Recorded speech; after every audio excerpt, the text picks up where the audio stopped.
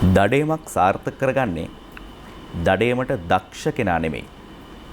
බඩගින්න වැඩි කෙනා. ඒ කතාවට මම පුංචි දෙයක් එකතු කරන්න. කැලේක සිංහෙක්ට බඩගිනි වෙනකොට ඒ කැලේම තවත් අහිංසක සතෙකුට සිද්ධ වෙනවා තමන්ගේ ජීවිතේ පරිස්සම් කරගන්න සටනට මුහුණ දෙන්න. ඒ සිංහයා ඒ සතාව මරාගෙන කෑවම ඇතමෙක් සිංහයාට බයිනවා. ඒ අහිංසක සතාව මරාගෙන කෑව කියලා. හැබැයි ස්වභාව ධර්මය එහෙමයි. ස්වභාව ධර්මය මේ සියල්ල සමතුලිත කරන්න එහෙමයි. ඒ නිසා කැමැත්තෙන් හෝ අකමැත්තෙන් කෙනෙක්ගේ අවශ්‍යතාවයකදී තව කෙනෙක් අපහසුතාවයට පත් වෙන්න පුළුවන්. ඒක ස්වභාව ධර්ම කියලා අපි හිත හදා ගන්නවා. අපි වෙනස් කරමු. සීතල සුවඳින මුතු පිළිමි ඉමිරි සුවයකින් දෙන්නේ ආදර හැඟුමන් දෙරපෙන්නේ සිරිනර වන්නට අපි යන්නේ සිරිනර වන්නට අපි යන්නේ සීතල සුවඳින මුතු පිළිමි ඉමිරි සුවයකින් දෙන්නේ ආදර හැඟුමන් දෙරපෙන්නේ සිරිනර වන්නට අපි යන්නේ සිරිනර වන්නට අපි යන්නේ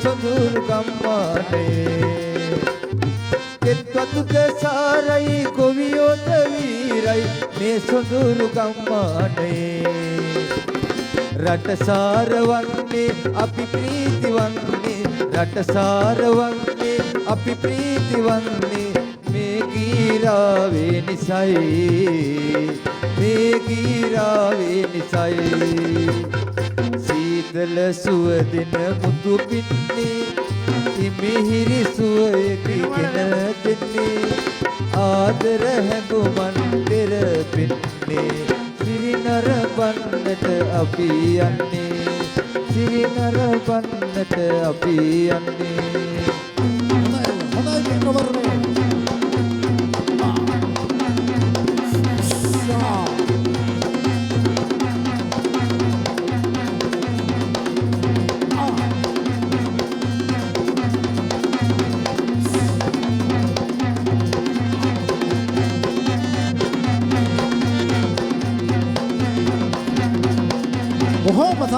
බොහොම සන්තෝෂයි මිත්‍රයා.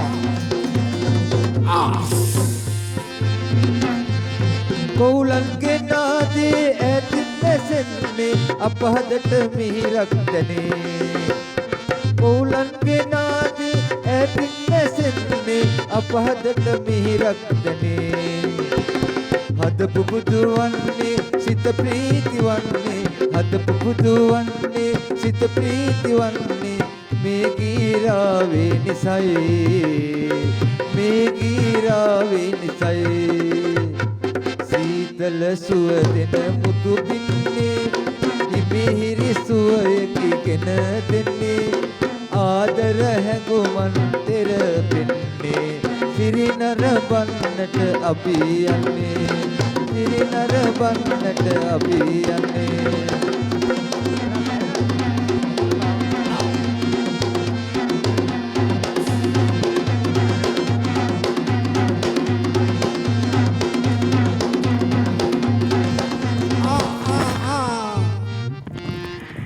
ඇයි හොඳ නැද්ද?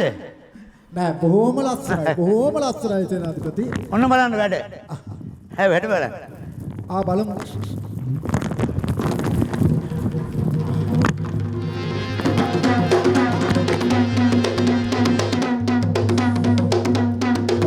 මොනවා?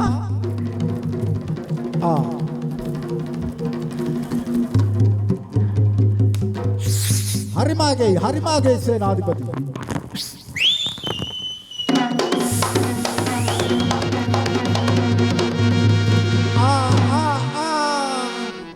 සේනාධිපති උඩ ගියේ නැතුණත් බිම ඉන්නවා. බොහොම සන්තෝෂයි. දැනන්ත සේනාධිපති අපි අර ගම්මානේ බල පිටත් වෙමුනේ. හොඳයි මිත්‍රවරණේ. එහෙනම් ඉක්මන් කරලා ඒ ගම්මානේ කරා අපි ගමන් අරඹමු.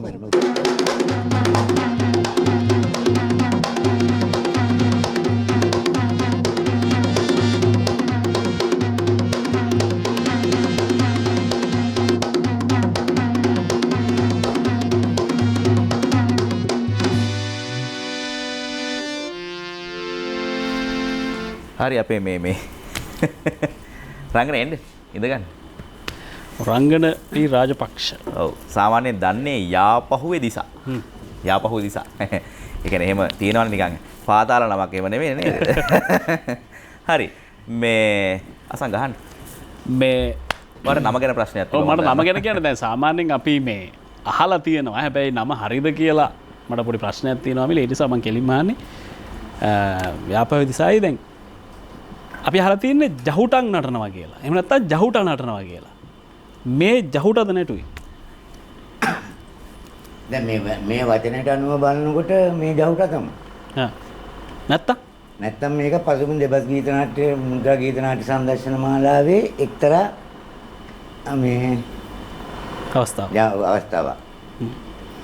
දැන් දිසාවේ දන්න විදිහට ඕක මේ කොහෙන්ද පටන් ගන්න තියෙන වැඩේ? මේක කුරුණෑගල දිස්ත්‍රික්කෙමයි පටන් ගත්තා. අපිට ලංකාවට එන්නේ. ඉන්දියාවේ ඉන්දියාවේ දැන් මේක අපේ සතිස් චන්ද්‍ර විජය මහත්තයෙක් තියෙනවනේ පසුබිම් දෙබස් කරපු මුද්‍රා ගීත නාට්‍ය සංදර්ශන. ඊට වැඩි ගොඩාක් වෙනස් මේක. ගමේ ළමයි ටික එකතු වෙලා ගමේ එකතු වෙලා පුරුදු වෙලා ඉවරලා මේ කවුරුවත් අර කොළඹපුරේ නන්දනයන්ට වාගේ මේ අර ක්ලාස් ගිහිල්ලා එහෙම ඉගෙනගෙන නෙමෙයි මේ ගමේම මෙයාගේ තියෙන හැකියාවන් තමයි දැන් මේ ඩෝල්කි කරන්නේ අපේ ගීත නාට්‍ය කලා එතන 25ක් විතර තියෙනවා මේ ලාබාලම එක්කන. ඔව්.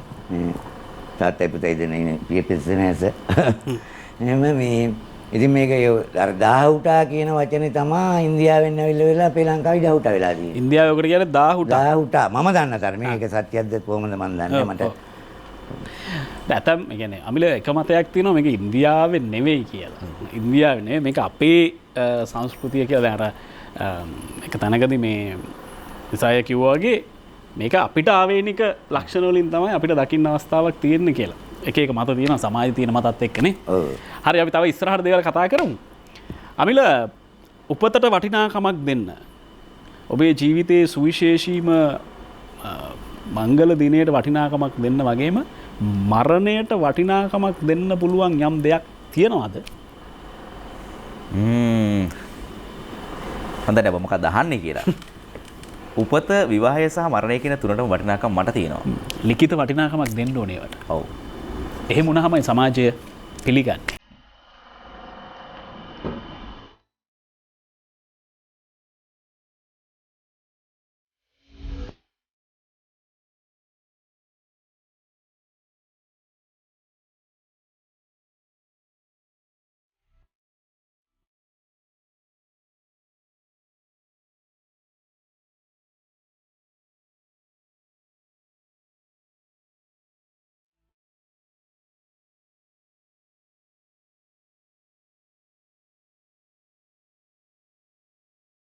කඩදාසියක් ලිපට දාපු සැනකින් අළු වෙලා දැවිලා විනාශ වෙලා යනවා.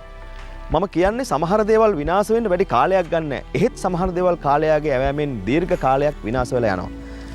අපිට හිත හදා ගන්න පුළුවන් මේ විනාශ වෙලා තියෙන්නේ LTT යුද සමයේ මෝටාර වැදිලා නම් තුවක්කුවේ උණ්ඩ වැදිලා නම් බෝම්බ වැදිලා නම් මේ විනාශය අපිට කිසියම් හිතේ හදා ගන්න පුළුවන් මට්ටමක් වෙනවා. එහෙත් නැහැ.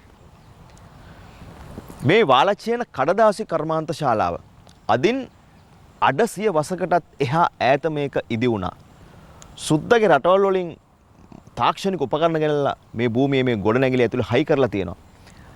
99න් මේක අදවන විට බේරිලා තියෙනවා. විනාශ වෙලා යන්නට ගියපු වාලච්චේන කඩදාසි කර්මාන්ත ශාලාව අද පණ ගහලා ඇවිල්ලා. අපි ආවේ මේ කතාව ඔබට කියන්න. අපි හිතනවා රූපවාහිනී මාධ්‍යයක දීර්ඝ වශයෙන් මේ ආයතනය පිළිබඳව කරන පළවෙනි හෙළිදරව් වෙන්නට පුළුවන්. ඇත්තටම අද මේක රටේ ජාතික ධනයට කිසියම් නිෂ්පාදන සපයන ආයතනයක් බවට පත් වෙනවා. මේ ගරා වැටුණු ගොඩනැගිලි වලට යලි ජීවය දීලා මේ කර්මාන්ත ශාලාවේ කඩදාසි හදනවා කියන එක මෑත ඉන්න කෙනෙකුට හිතා ගන්නත් බැරි ඊතරම් අසීරු කාර්යයක්. මොකද බැලුවටම පේනවා මෙතන තියෙන අවුල් ජාලාව. එතකොට ගොඩනැගිලි ඇතුලේ තියෙන යන්ත්‍ර සූත්‍ර මේවා වසර 100 ගාණක් පැරණි මේ සියල්ල එක්කම තමයි මේක අද වැඩ කරන්නේ. මෙතුමා මේ කර්මාන්ත ශාලාවේ ගරු සභාපතිතුමා. එතකොට වාලච්චියේ ඉන්න කඩදාසි කර්මාන්ත ශාලාවේ සභාපති හැබැයි මෙතුමාගේ හිත යකඩ කර්මාන්ත ශාලාවේ සභාපතිගේ හිතක් තියෙන්නේ. එහෙම නැතුව මේක ගොඩ ගන්න බෑ. සභාපතිතුමා අයිබෝන්. අයිබෝන්. දැන් ඔබතුමා විමල් රූපසිංහ සභාපතිතුමා. මට චුට්ටක් මෙහෙම කියන්න සභාපතිතුමනි. ඔබතුමා මෙතෙන්ද එනකොට මේකේ තත්ත්වය කොහොමද? මේ ආයතනය මම බාරගත්තේ පසුගිය අවුරුදු පෙබරවාරි මාසේ. ඒ මමත් කරු ඇමතුමාත් කර්මාන්ත අමාත්‍යාංශයේ ලේකම්තුමා ඇතුළු කර්මාන්ත අමාත්‍යාංශයේ නිලධාරීන් පිරිසකුත් මෙහාට ආවා. ඇවිල්ලා මේ නිරීක්ෂණ චාරිකාවක් ඒ වෙලාවේ අපි සියලුම දේ පරීක්ෂා කළා. ඉතින් ප්‍රධාන යන්ත්‍රය ඉස්සෙල්ලා අපි පරීක්ෂා කරනකොට ප්‍රධාන යන්ත්‍රය තිබුණා විශාල වශයෙන් අබලි වෙලා දිරලා ගිහිල්ලා වවුල්ලු පරවියෝ සහ දූවිලි වලින් පිරිච්ච සපත්තුවක් අඩිය තිබ්බහම සපත්තුව පේන්නේ නැත්තරමට හිර වෙච්ච එකක්. දැන් මට කඩදාසි නිෂ්පාදනය ගැන පළපුරුද්දක් තියෙන නිසා මට දැන් ඇමතුමා මේක බලන්න වෙන ඇන්ගල් එකෙන් මට මේක පුළුවන්. හැබැයි ඉතින් ප්‍රතිපාදන තමයි අවශ්‍ය කියලා. ඉතින් ඇමතුමා කිව්වා ප්‍රතිපාදන තමයි නැත්තේ කියලා. ඉතින් අපි තියෙන හැටියට අපි බොහෝම සැකසුරුවන් විදිහට මේකේ තියෙන අපේ තිබිච්ච මේ ඇතුලේ තිබිච්ච යම් යම් අමුද්‍රව්‍ය සහ ඉවතලන යකඩ පරණ වයර් කෑලි ඔක්කොම පාවිච්චි කරලා තමයි අද මේ දුවන තත්ත්වයට විශාල යුද්ධයක් කරලා තමයි මේ පටන් ගත්තේ. මේ සඳහා විශේෂයෙන් කියන්න ඕනේ මොකද මගේ මේ දැනුමට අලුතෙන් නිෂ්පාදනය මේක තිබුණ ඉස්සලා ලොකු විශාල විදුලි බිලක් මේකට ආවා. ඒකට හේතුව ටොන් 5-6 තියෙන විශාල සෙරමික් වලින් හදපු රෝල් තමයි මේකේ වතුර මිරිකන්න හදලා තිබුණේ. අපි පුළුවන් තරම් අනවශ්‍ය රෝල් ඒ වගේ රෝල් අනවශ්‍ය මෝටර් පුළුවන් තරම් අවම කරලා යන්ත්‍රයේ පණ ගන්නන්න පුළුවන් අවම ස්ථානයෙන් අඩු විදමින් පණ ගන්න පුළුවන් ස්ථානයෙන් අපි මේ යන්ත්‍රය පටන් ගත්තා. එසේ පටන් ගැනීම සඳහා අපි ඉන්දියාවෙන් විශේෂඥයෝ දැනුම තියෙන නිලධාරීන් ආවා. අපි දන්නේ අපි මේ කඩදාසි නිෂ්පාදනයේ යන්ත්‍ර නිෂ්පාදනය කරන ඉංජිනේරු මහත්තයෙක්. ඒ මහත්මයාගේ උපදෙස් සහ ඒ මහත්තයා විසින් එවන ලද මේ ටෙක්නීෂියන්ලා ඉංජිනේරුගෙන් ආධාරයෙන් අපි අනවශ්‍ය කොටස් ඉවත් කරලා අපි මේ දුවන තත්ත්වයට පරිවර්තනය කරන්න හැකියාව වුණා. ඒ නිසා අපිට 100%ක්ම මේ අලුත් මැෂිමක් වගේ නෙමෙයි. නමුත් අද වෙළඳ පොලේ පවතින අවශ්‍යතාවයට හරියන ඒ තත්ත්ව පාලනයක් යටතේ හදන්න පුළුවන් කඩදාසි දැන් මෙතන නෙමෙයි. සභාපතිතුමනි මට ප්‍රශ්න කීපයක් තියෙනවා ඔබතුමාගෙන් අහන්න. මං හිතන්නේ ඔබතුමා යාවත් කාලීන වෙලා ඇති අප්ඩේට් වෙලා ඇති මේක ඉතිහාසයේ ඉඳලා අද දක්වා නේද? ආරම්භය කොහොමද සිද්ධ වෙලා තියෙන්නේ සභාපතිතුමා? ගරු පිලිප් ගුණවර්ධන ඇමතිතුමා තමයි මේකට මුල් ගල දෙන්නේ. ඒ කාලෙසිම ගරු සිරිමා බණ්ඩාරනායක අගමැතිනියක ප්‍රධානත්වයෙන් මේක ජර්මනියෙන් අපේ ලංකාවට හම්බ වෙච්ච කර්මාන්තශාලාවක්. ඒ කර්මාන්තශාලාව ඒ වගේ කර්මාන්තශාලා ගොඩක් ඒ දවස්වල අද කියුබ් මැනින් දෙනවා තුනී ලෑලි යකඩ දොරවල යකඩ කන්තලේ සීනි ආදී වශයෙන් ගොඩාක් කර්මාන්තශාලා තිබුණා. ඒකෙන් එකක් තමයි මේක. 1994 මේ කර්මාන්තශාලාව 4000ක් පමණ වැඩ කරලා තියෙනවා. ඒකට ප්‍රධාන හේතුව වුණේ මේ ඒ දවස්වල නිෂ්පාදනය කරලා තියෙන්නේ ෆයිල් කවර්. ඒ ෆයිල් කවර් සඳහා පිදුරු තමයි පාවිච්චි කරලා තියෙන්නේ අමුද්‍රව්‍ය හැටියට. ඒ පිදුරු ගේන්න පිදුරු වලින් ඒ පිදුරු වල ගොඩක් වැඩ තියෙනවා. පිදුරු කෙන්න ඕනේ, කපන්න ඕනේ, කපලා ඒවා තම්බන්න ඕනේ, තම්බලා ඒවා ඊට පස්සේ පල්ප් තත්ත්වය දක්වා වැඩි දියුණු කරන්න ඕනේ. ඒ සඳහා වැඩි සේවක පිරිසක් අවශ්‍යලා තියෙනවා. ඒ වගේම මේ හදන ෆයිල් කවර් ඇසුරුම් කිරීම සඳහා තවත් සේවක පිරිසක් අවශ්‍යලා තියෙනවා. ඒ කාල සීමාවේදී බොයිලරුවක් තියෙනවා. බොයිලරෙන් තමයි හදන කොළ ඔක්කොම වේලන්නේ. ඒ බොයිලර් සඳහා පාවිච්චි කරලා තින්නේ 10 හැන්ඩල් කිරීමකට ගොඩක් සෙනගෙනද ඒ ආදි වශයෙන් ගොඩක් සේවක පිරිසක් මේ වැඩ කරලා තියෙනවා. කර්මාන්තශාලාවේ දීප්තිමත්ම යුගය ඒ කාලේ තමයි. ඊට පස්සේ මම බාර ගන්නකොට 2020 පෙබරවාරි මාසේ මෙම එක යන්ත්‍රයක් අවුරුදු 15ක් මේ යන්ත්‍ර දෙකක් තියෙනවා. එක යන්ත්‍රයක් කඩදාසි නිෂ්පාදනය කිරීමේ ඔය ෆොටෝකොපි පේපර් තත්ත්වයේ කඩදාසි නිෂ්පාදනය කිරීමේ යන්ත්‍රයක්. ඒ යන්ත්‍රය අවුරුදු 15ක්ම අක්‍රිය වෙලා තිබිලා තියෙන්නේ. ඒක තමයි එක හේතුවක් මම අර සඳහන් කළා වගේ මේ ආයතනේ කඩා වැටෙන එක යන්ත්‍රයක් එහෙම පිටින් අඩපණ වීම. අනික් යන්ත්‍රයත් ක්‍රමක්‍රමයෙන් නිෂ්පාදනය කළාට ඒ දවසකට ටොන් 20ක් නිෂ්පාදනය කරන්න පුළුවන් හැකියාව තිබුණාට ඒ ටොන් 20ම නිෂ්පාදනය කරන්නේ නොයෙකුත් තාක්ෂණ ගැටලු යාවත් කාලීන කිරීම සඳහා මුදල් නැතිකම සහ තාක්ෂණය හොයාගෙන ඒ කාලෙට පරිපාලනයේ තාක්ෂණය හොයාගෙන මේක දියුණු කිරීමේ චේතනාවක් තියෙන නැතුව ඇති කියලා මම හිතනවා. ඒක නිසා තමයි මේක අද ටොන් මැෂින් එක ස්ටාර්ට් කරපුවම මේක විශාල මේක මැෂිම දුවනකොට මෝටර 40ක් එක දිගට වැඩ කරන්න ඕනේ. ඒ මෝටර 40න් එක මෝටරයක් නැවතුණත් මේ කොළ නිෂ්පාදනය කරන්න බෑ.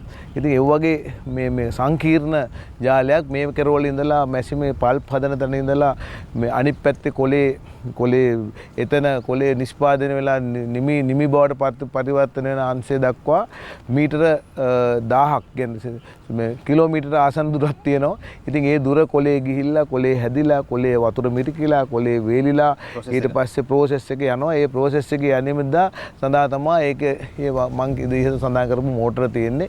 ඒ එව්වා යාවත් කාලින කරම නැති නිසා ලයිට් බිල වැඩිවීම ඊට පස්සේ නිෂ්පාදන ධාරිතාව දිනපතා අඩුවීමත් සහ නොයෙකුත් අනවශ්‍ය වියදම් පාලනය කිරීම නැති හින්දා කියලා හිතනවා මම මේක එහෙම කඩා වැටෙනවා.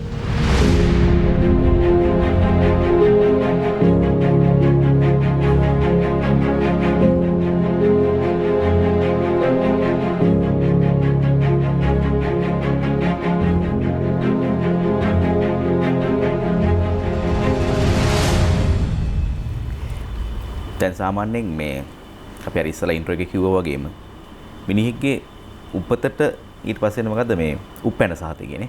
ඊට පස්සේ අර විවාහයේ දවසට විවාහ සහතිකේ වැදගත්ම සහතික දෙකක් නේ. ඊට පස්සේ මරණයට පස්සේ මරණ සහතිකේ. ඒ කියන්නේ කඩදාහි කෑල්ල කියන එක අපේ ජීවිතේට අපි නොදැනුවත්වම කොච්චර සම්බන්ධ වෙලා තියෙනවද අනිත් එක පුංචි දරුවෙක් අකුරු කරනකොට ඒත් කොලේක. එතකොට කියවීම නිසා සම්පූර්ණ කරයි පුස්තකාල සංස්කෘතිය මේ මහා විශාල දැනුම් සම්භාරයක ආරම්භය බවට පත් වෙන පුංචි කොළ කෑල්ල. ඒ පුංචි කොළ කෑල්ලක් ජීවිතේට කොච්චර සමීපද මේ මියදිලා තිබුණු තැනකට පණ දුන්නු අවස්ථාවක්. සමහර විට මේ අතෑරලම දාලා ඉන්න කාට හරි මානසිකත්වයක් තිබුණා වෙන්න පුළුවන්. හැබැයි පරණ දේවල් වලට මේ විදියට පණ දීලා යලි ජාතික ආර්ථිකය ශක්තිමත් කරගන්න මේ යොදා ගැනීමම රටක් විදිහට අපි බලාපොරොත්තු වෙච්ච ඔබ බලාපොරොත්තු වෙච්ච ප්‍රාර්ථනාවක් ඉෂ්ට වුණා වෙන්න පුළුවන්. පැහැදිලිවම. අතෑරලා දාන්න තිබුණා. මේවා වැඩක් නෑ. අපි කඩදාසි ටික පිටරටින් ගෙන්නමු.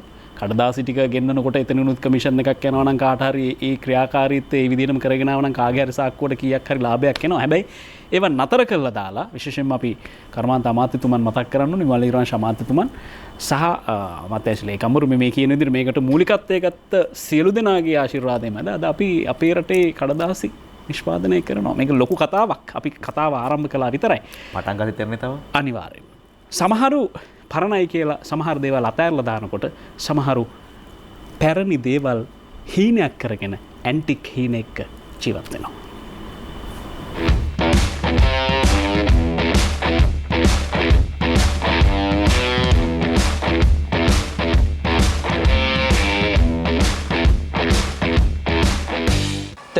මේ වාහනේ තියෙන්නේ මේ කිසිම නමක් ගමක් රටක් තොටක් සඳහනක් නැහැ. එකම ලාංඡනයක් තියෙනවා ડોක්ටර් මේ. ඔව්. සුද්දගේ ලාංඡනේ. සුද්දගේ රටේ කොඩිය ලාංඡනේ තියෙනවා. ඔව්. මේ කාර් එක අඳුරා ගන්න පුළුවන් ඔය ලාංඡනයෙන් පමණයි මේක එංගලන්තේ කාර් එකක් කියන එක. ඒක තමයි ඒක වටිනාකම. මේ කාර් එකේ කොහොමවත් ඒ කාලේ මේ කාර් එක නිෂ්පාදනය කරනකොට ලෝකේ හැම කාර් එකකම මේ නේම් ප්ලේට් එකක් ගැහුවා. මේක අහවල් කාර් එක ඔස්ටින් නම් ඔස්ටින් කියලා ලස්සනට ගහන්න පුළුවන්කම තිබ්බා. ඔව්. නමුත් මේ කාර් එකට ගැහුවේ නෑ කොහෙවත් නේම් ප්ලේට් එක. මේක ස්ටෑන්ඩඩ් 8 කියලා ගහන්න තිබ්බා. මේ කාර් එක ස්ටෑන්ඩඩ් ෆ්ලයින් 8. මේක ෆ්ලයින් 8 කියලා කොහෙවත් ගැහුවේ නෑ. ස්ටෑන්ඩඩ් කියලාත් ගැහුවේ නෑ. කතනකවත් ගහලා නෑ. ඒක තමයි මේ කාර් එකේ වටිනාකම. නමුත් මිනිස්සු දැක්ක ගමන් අඳුරනවා මේ කාර් එක ස්ටෑන්ඩඩ් 8 කාර් එක කියලා. එතකොට මේ වාහන ලංකාවේ ගොඩක් තියෙනවද? මේ වාහන ලංකාවේ ගොඩක් ඇති කියලා මම හිතනවා ගොඩක් තියෙනවා. ඉතින් මේකේ තව විශේෂත්වයක් ලංකාවේ මිනිස්සු නමක් දාගෙන ඉන්නවා මේකට බෙල් ස්ටෑන්ඩඩ් කියලා. ඒ කියන්නේ මේකේ සෙල්ෆ් ස්ටාර්ටර් එක ගහනකොට මේක සෙල්ෆ් ස්ටාර්ටර් එකෙන් ස්ටාර්ට් කරන්න පුළුවන්, හැන්ඩල් එකෙන් ස්ටාර්ට් කරන්නත් පුළුවන්. මේකට බෙල් ස්ටෑන්ඩඩ් කියන්නේ මේකේ මෝටර් එකේ ගහනකොට මෝටර් එකෙන් ශබ්දයක් එනවා ස්ටාර්ට් වෙනකොට මේ ක්ලින් ගාලා ශබ්දයක් එනවා. මොකද්ද වෙන්නේ? ක්ලින් ගාලා බෙල් එකක හඬක් එනවා. ඒතර ඒක නිසා මිනිස්සු බෙල් ස්ටෑන්ඩඩ් කියලා මේකට නම දාගෙන ඉන්නේ. ඒතර ඩොක්ටර් මේ මෙහා පැත්තේ තියෙන මේ වාහනේ. ඔව් ඕකත් දොර දෙක වාහනයක්. ඕක ස්පෝර්ට්ස් කාර් එකක්. මේ ඕක 1600 එන්ජින් එකක් තියෙන්නේ. ඕක ට්‍රයම්ප් ස්පිට්ෆයර් කියන වාහනය ඕක. දෙවනි ලෝක සංග්‍රාමයේ ජයග්‍රහණය කරේ ස්පිට්ෆයර් යානයන් කියලානේ කියන්නේ. ඒ කියන්නේ ඒ අහස් යානාව ඒක උඩට පල්ලෙහාට හරි වේගෙන් උස් පහත් කරන්න පුළුවන්. ඒකේ තුවක්කු දෙකක් තිබිලා තියෙනවා ඉස්සරහින්. ඒකෙන් ඉතින් ඔය සෙකන්ඩ් වර්ල්ඩ් වෝර් පොත් කියවන්න ඉන්නවා වෙනම කට්ටියක් ඒ ගැන උනන්දු. ඒ කට්ටිය පොත් කියවන්නේ ඒව බලන්නයි. ඒ ස්පිට්ෆයර් එක මතක් වෙන්න තමයි මේ මේකට ස්පිට්ෆයර් කියලා නම දාලා තියෙන්නේ. ඒ කියන්නේ ගුවන් යානේ ආකෘතියට වගේ ඒ විදිහට තමයි ගහලා තියෙන්නේ. මේක ස්පිට්ෆයර් එක වගේ වේගවත් කියන්න තමයි මේකට මේක මේ ඇත්තටම මේ කාලේ තියෙන සාමාන්‍ය කාර් එකක් මේක. මේක ෆෝඩ් ඇන්ග්ලියා කාර් එකේ මේ EL කාණ්ඩ එකක්. මේ 100D වල පළවෙනි කාණ්ඩය මේ. ඒතර මේකේ විශේෂත්වය මේ 100D එකේ මේ ග්‍රිල් එක. මේක කාර් බොහොම අඩුයි දැන් ලංකාවේ තියෙනවා. ඉතින් මම ඔක්කොටම කියන්නේ ඉතින් මේවා පුළුවන් ඉක්මනින් හදලා පාරට ගන්න කියන එක තමයි කියන්නේ මම. මේක Jaguar XJ6 කියන වාහනේ. මේකත් ප්‍රමාණයෙන් විශාලයි. ඔව් මේක ඉතින් වැඩි හරියක් මේවා පාවිච්චි කරන්නේ ප්‍රභු පැලැන්තිය අය තමයි ඉතින් වැඩියෙන් පාවිච්චි කරන්නේ මේ මොඩල් එක. සිලින්ඩර් 6 කාබියුරේටර් දෙකක් තියෙනවා. සිලින්ඩර් 6ක් තියෙනවා. මේ වාහනේ මේක හුඟක් විශේෂයි. මේ Peugeot 203 කියන CL 70යි 94. CL 70යි 94. Peugeot 203. මේක හුඟක් ජනප්‍රිය වාහනයක්. දැන් ලංකාවේ මේ අද ඊයේ ඉඳලා හුඟක්ම ජනප්‍රිය වුණා. මේක ඒ කාලේ පාවිච්චි කරේ පොලිසියේ කට්ටිය විතරයි. ඒ කාලේ ඉතින් මිනිස්සු කියනවා මගේ යනකොට අත දික් කරන්නේ නැත්තේ මේ වාහනේට විතරයි මිනිස්සු. මොකද පොලිසියනේ පාවිච්චි කරේ. පොලිසියේ SP-ටයි ASP-ටයි DIG-ටයි තමයි මේක ආවේ. ඉතින් මේ කාර් එකේ විශේෂත්වය මේ කාර් එක තමයි ලංකාවේ තියෙන පැරණිම වාහනේ. පැරණිම 203 එක. පැරණි මේක. ඔව් පැරණිම 203 එක මේක තමයි. ඒ කියන්නේ ලංකාවට ආව මේ 3 වෙනකම්ම ආවා. CL වලින් ඉතුරු වෙලා තියෙන්නේ 2යි. ඒකෙනුත් පැරණිම CL එක මේක තමයි.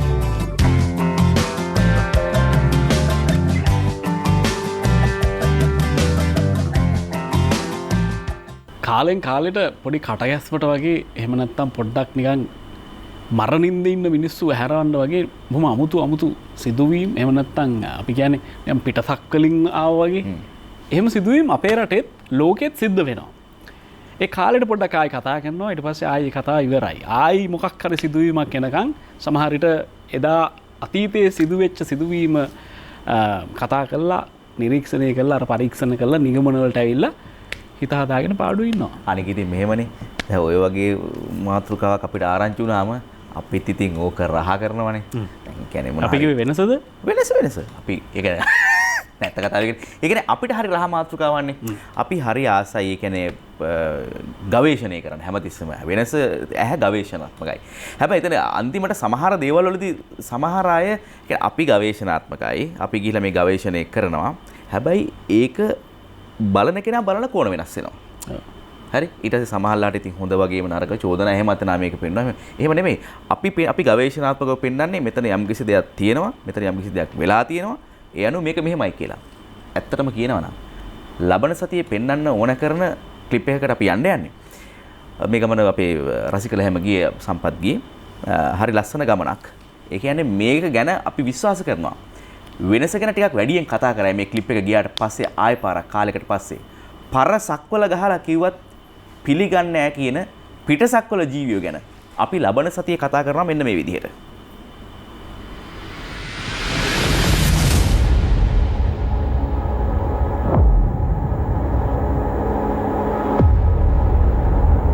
සාමාන්‍ය කරුල වැටිගෙන යනකොට තමයි මේ ඔය එළිය ආවේ. ඒක විශාල එළියක්. ඒක වැටුනේ හරියට මේ දානිගල කන්දේ මැදට.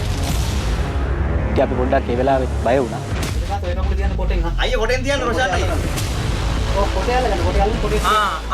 රොෂාන් අයියේ කොටේ අල්ලගන්න කොටේ ගැලවෙන්නේ නැහැ බය වෙන්න එපා.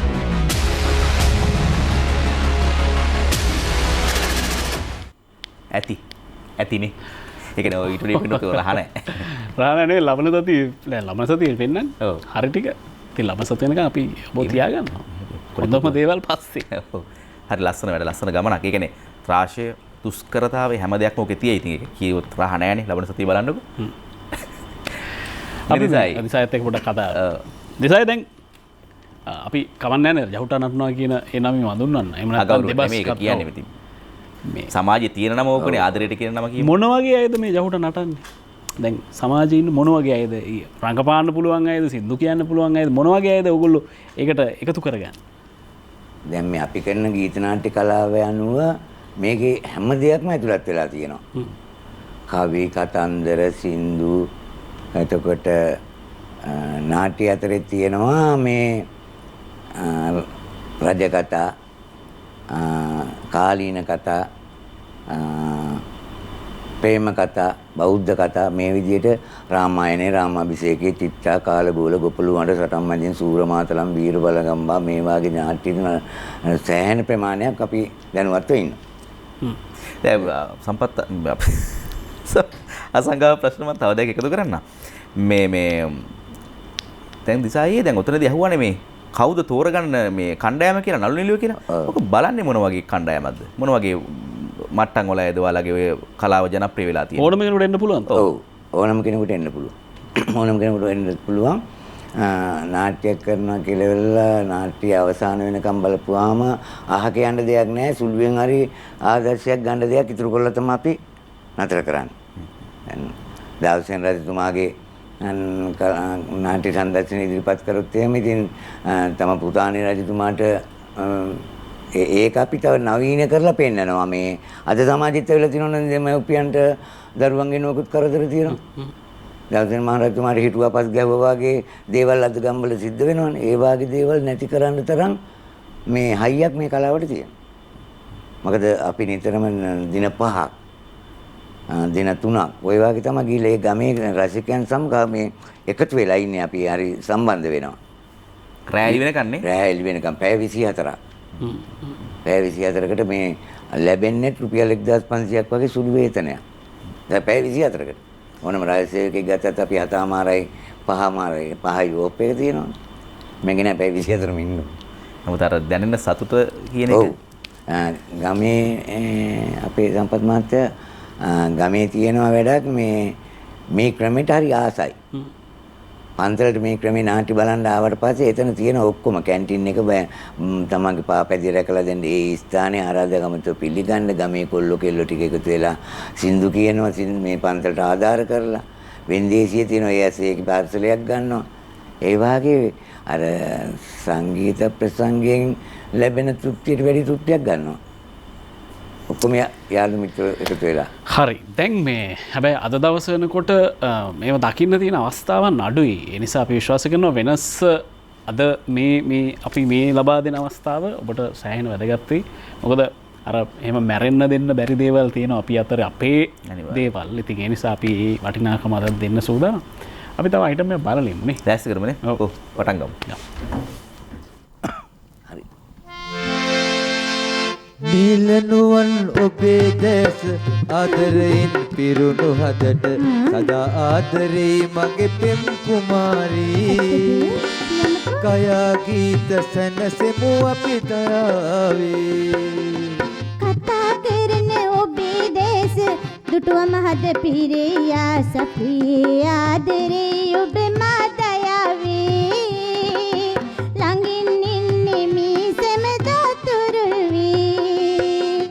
නිලනුවන් ඔබේ දැස ආදරයෙන් පිරුණු හදට සදා ආදරේ මගේ පෙම් කුමාරී කයා ගීත සැනසෙමු අපි දයාවේ කතා කරන ඔබේ දැස දුටුව මහද පිරියා සපී ආදරේ ඔබ මා දයාවේ ළඟින් ඉන්නේ මී සෙමදා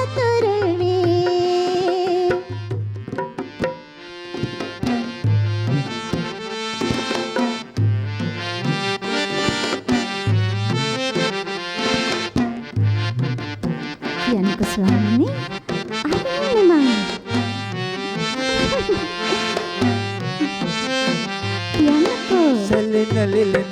ඔබගේ රුව දුටුවම නගයේ යාලය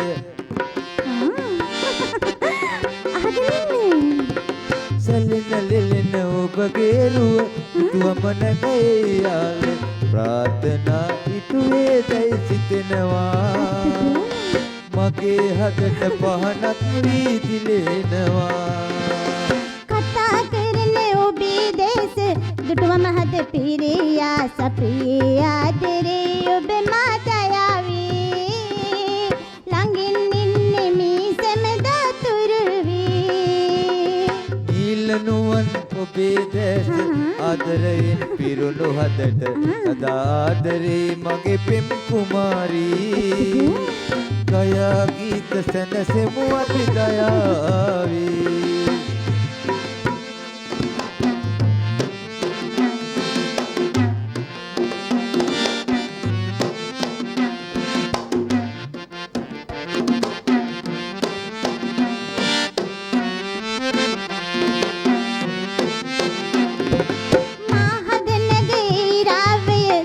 සවිර ගල්ලයි දෝර තුටින් නිපිලා දෙරයෙන් කියනවා සදා වාසනා හිමියනි පතනවා නිලනුවන් ඔබේ දැස ආදරයෙන් පිරුණු හදට සදා ආදරේ මගේ පෙම් කුමාරී ගයා ගීත සැනසෙමු අපි දයාවී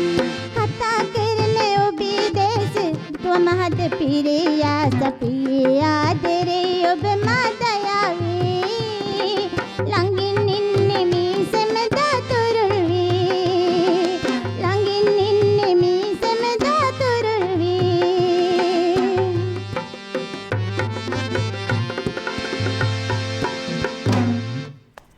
නැද සාමාන්‍යයෙන් මේ ඒ මෙලඩිය ඒ වගේ අහලා තිනවද අද ලයිව් එක හරිනේ මරුණිය යන වෙලාව වෙන තේරෙන්නේ නැහැ ආසයි ඒක කියන්නේ ටීවී එකෙන් බලන අයට වැඩිය අපි දැන් මෙතන සජීවී බලනවනේ ඉතින් මම කල්පනා කරන්නේ මේක මේ නාට්‍ය පොලක නැත්නම් ඒ වගේ ගමක තියෙනකොට රංගපානකොට කොච්චර සතුටක් ලබන්න පුළුවන්ද කියන මේගොල්ලෝ සජීවීවනේ මේවා ඉදිරිපත් කරන එක හරි සුන්දර දෙයක් හරි අර කවියක් තියෙනවනේ ගීතයක් තියෙනවා අපි ආස කරන අපි ආදරය කරන පිදුරු සෙවිකල පැල්පතේ ඇති සාමි නැහැ මහා මන්දිරේ කියලා.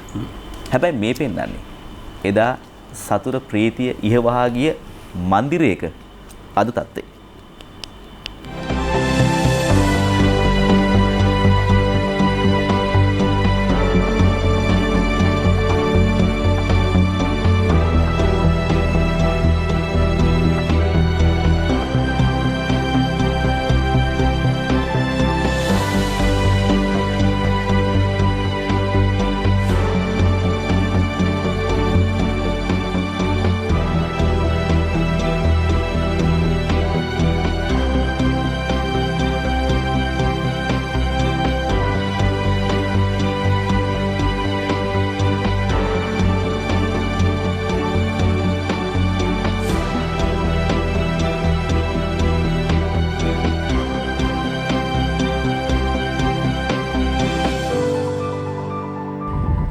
ඉන්නේ ඩොරික් බංගලාවේ දෙවනි මහලේ මේක මහල් දෙකකින් සමන්විතයි කියලා කිව්වනේ.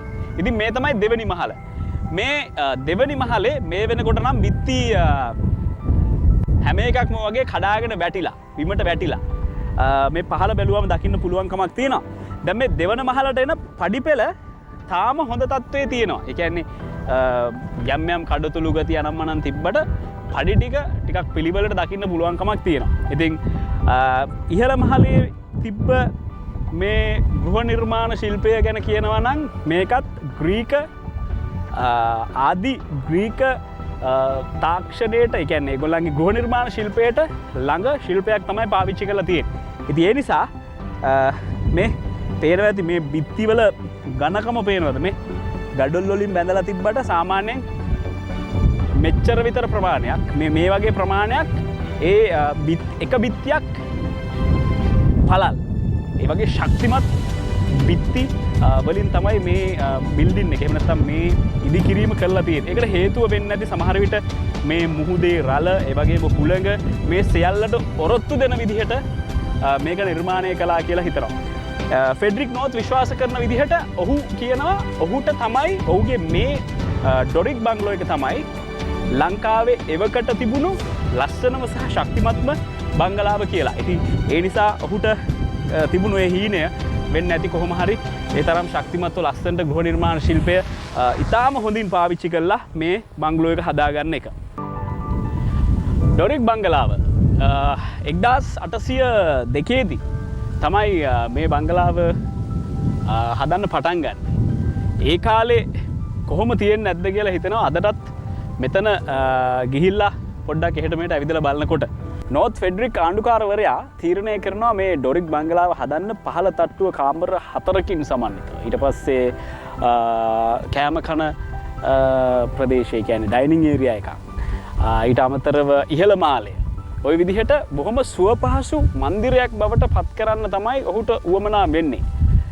බලන්න මේ හදලා තියෙන්නේ ගඩොල් සහ බෙල්ලන් කුඩු කළ එහෙම නැත්නම් විනාශ කළා හදාගන්න හුණු මිශ්‍ර කළා තමයි මේ ශක්තිමත් බැමි හදලා තියෙන්නේ. ඔබට පේනවා ඇති මේ එක බැම්මක තියෙන පළල සාමාන්‍යයෙන් අඩි 2මාරකට වැඩිය අඩි 3කට ආසන්න පළලකින් සමන්විත එක බැම්මක්. ඒ කියන්නේ මේ මුහුදට ආසන්නයේ තියෙන මුහුදු හුලං ඒ වගේම සමහර විට සැඩපහරට මේ හැම එකටම ඔරොත්තු දෙන විදිහට තමයි මේ නිර්මාණය කළා තියෙන්නේ. ඒ වගේම මේ ප්‍රදේශයේ අධික රස්නය සහිතයි. හරි උණුසුමක් පරිසරයේ තියෙන වායුගෝලය. මේ සියල්ලටම විසඳුම විදිහට තමයි ගඩොල් ආශ්‍රිතව මේ නිර්මාණය කළා තියෙන්නේ. ඉතින් අදටත් ඉහළ මහලට යන පඩිපෙළ දකින්න තියෙනවා. කැඩී බිඳී ගිහිල්ලා තාමත් හැබැයි ශේෂ වෙච්ච කොටස් තියෙනවා. ඉහළ මාලයට යන්න පුළුවන්. දැන් ඔබ කල්පනා කරනවා ඇති ඉහළ මාලය කෝ කියලා. ඉහළ මාලය කඩාගෙන වැටිලා. ඒක පිටිපස්ස එහෙම නැත්නම් මූද පැත්තට කඩාගෙන වැටලා තියෙනවා. විශාල දැන් මේ මම මේ වාඩිලා ඉන්න වපසරය ඇතුළෙත් මේ මන්දිරයේ යම් යම් කොටස් තිබුණා කියලා අපිට විශ්වාස කරන්න පුළුවන්. දකුණු පැත්ත වම් පැත්ත බලනකොට මේ හැම තැනකම මේ ගොඩනැගිල්ලට සම්බන්ධ තවත් සෙසු ශේෂ වූ ගොඩනැගිලි කොටස් මේ වෙනකොට ඉතුරු වෙලා තියෙනවා.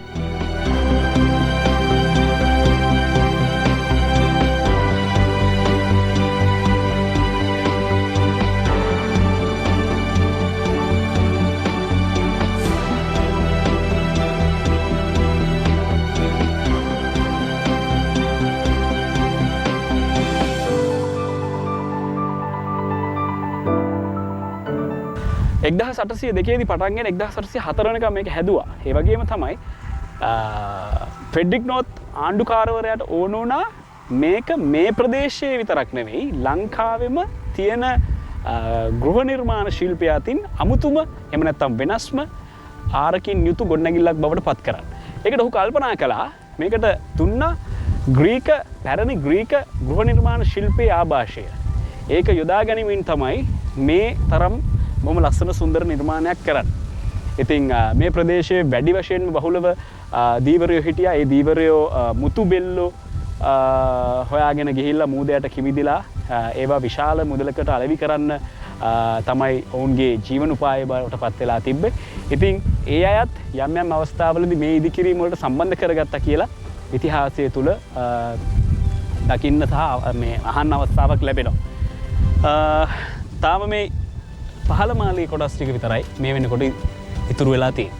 ඉහළ මාලයට යනකොට ඉහළ මාලයේ මීට වැඩිය ලස්සනට තියෙන්නේ නැති ෆෙඩරික් නෝත් ආණ්ඩුකාරවරයා හවසට බීර වීදුරුවක පහස විඳින ගමන් මේ මහා සයුර දිහා බලාගෙන ඉන්න ඇති.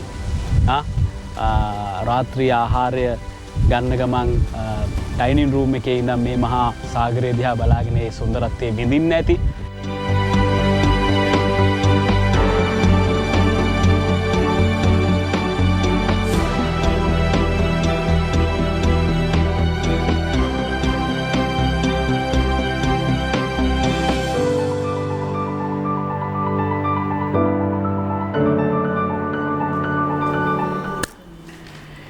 හිත ගිය තැන මාලිගාව හදන්නේ අපි විතරක් නෙවෙයි ෆෙඩරික් නෝත්තත් හිත ගිහිල්ලා තිබුණේ ඒ වගේ තැනක මාලිගාවක් හදන්න. කොහොමද අමිල මාලිගාව? ඔයාලටත් ඉතින් පොත්ත සුදු නම් මාර කැටයන්නේ දාන්නේ ෆෙඩරික් නෝත්. වාට චරිතයක් වෙන්න ඇති. මේගොල්ලෝ ෆෙඩරික් නෝත් ගැන කතා කරාට ඒ කාලේ හිටපු වැඩෙක් වෙන්න ඇති. හැබැයි ඒ වගේ සුපිරි මිනිස්සු අදටත් ඉන්නවා. මැරිච්ච දේවල් වලට ආයෙත් පණ දෙන.